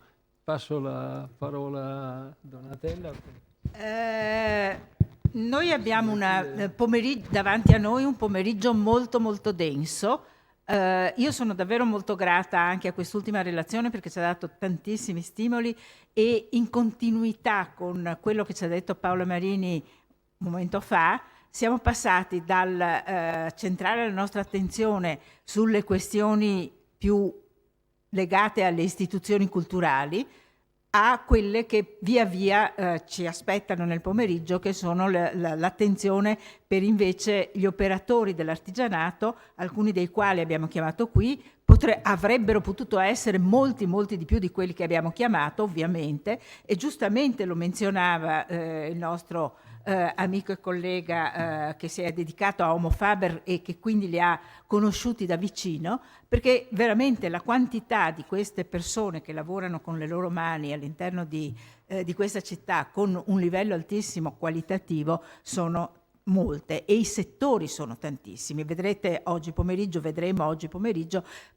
toccheremo, ma veramente ci limiteremo a toccare dai settori del restauro degli edifici, del restauro architettonico, del restauro dei materiali di cui parlava prima Lorenzo, al restauro delle opere d'arte di cui ci parlerà Giulio Manieri, a invece i settori che hanno a che vedere con alcuni materiali particolari, il vetro, il cuoio, tutto quello che ha a che fare con la cosiddetta fashion activity e così via. Quindi veramente settori cioè molto diversificati che sono presenti in questa città e che in qualche modo hanno titolo per ragionare su Rialto, secondo le linee di considerazione che abbiamo fatto questa mattina. Adesso le possibilità sono due. Teoricamente rispetto al nostro programma siamo arrivati a concludere la mattinata. Nel pomeriggio abbiamo una serie di interventi molto densa. Possiamo andare al nostro lunch e d'altra parte le pause sono sempre molto fertili perché consentono di scambiarsi delle idee, oppure fare il primo intervento previsto per il pomeriggio, che è quello di Giulio Manieri, che è qui presente in sala. Se dipende un po' anche da voi. Se siete d'accordo potremmo forse andare a fare il lunch e poi riprendere con il programma previsto inizialmente, sapendo che ne abbiamo veramente molti davanti di interventi, che sono di singole persone implicate personalmente, individualmente nelle operazioni di, appunto, per esempio, interventi nei settori dell'artigianato e di persone che si sono molto occupate, lo vedo perché è lì in piedi, che vicino alla porta, non so, probabilmente deve andare via, che si sono occupate di ti lascio Gianni, che si sono occupate anche di coordinare, organizzare, incentivare, stimolare. Vedevo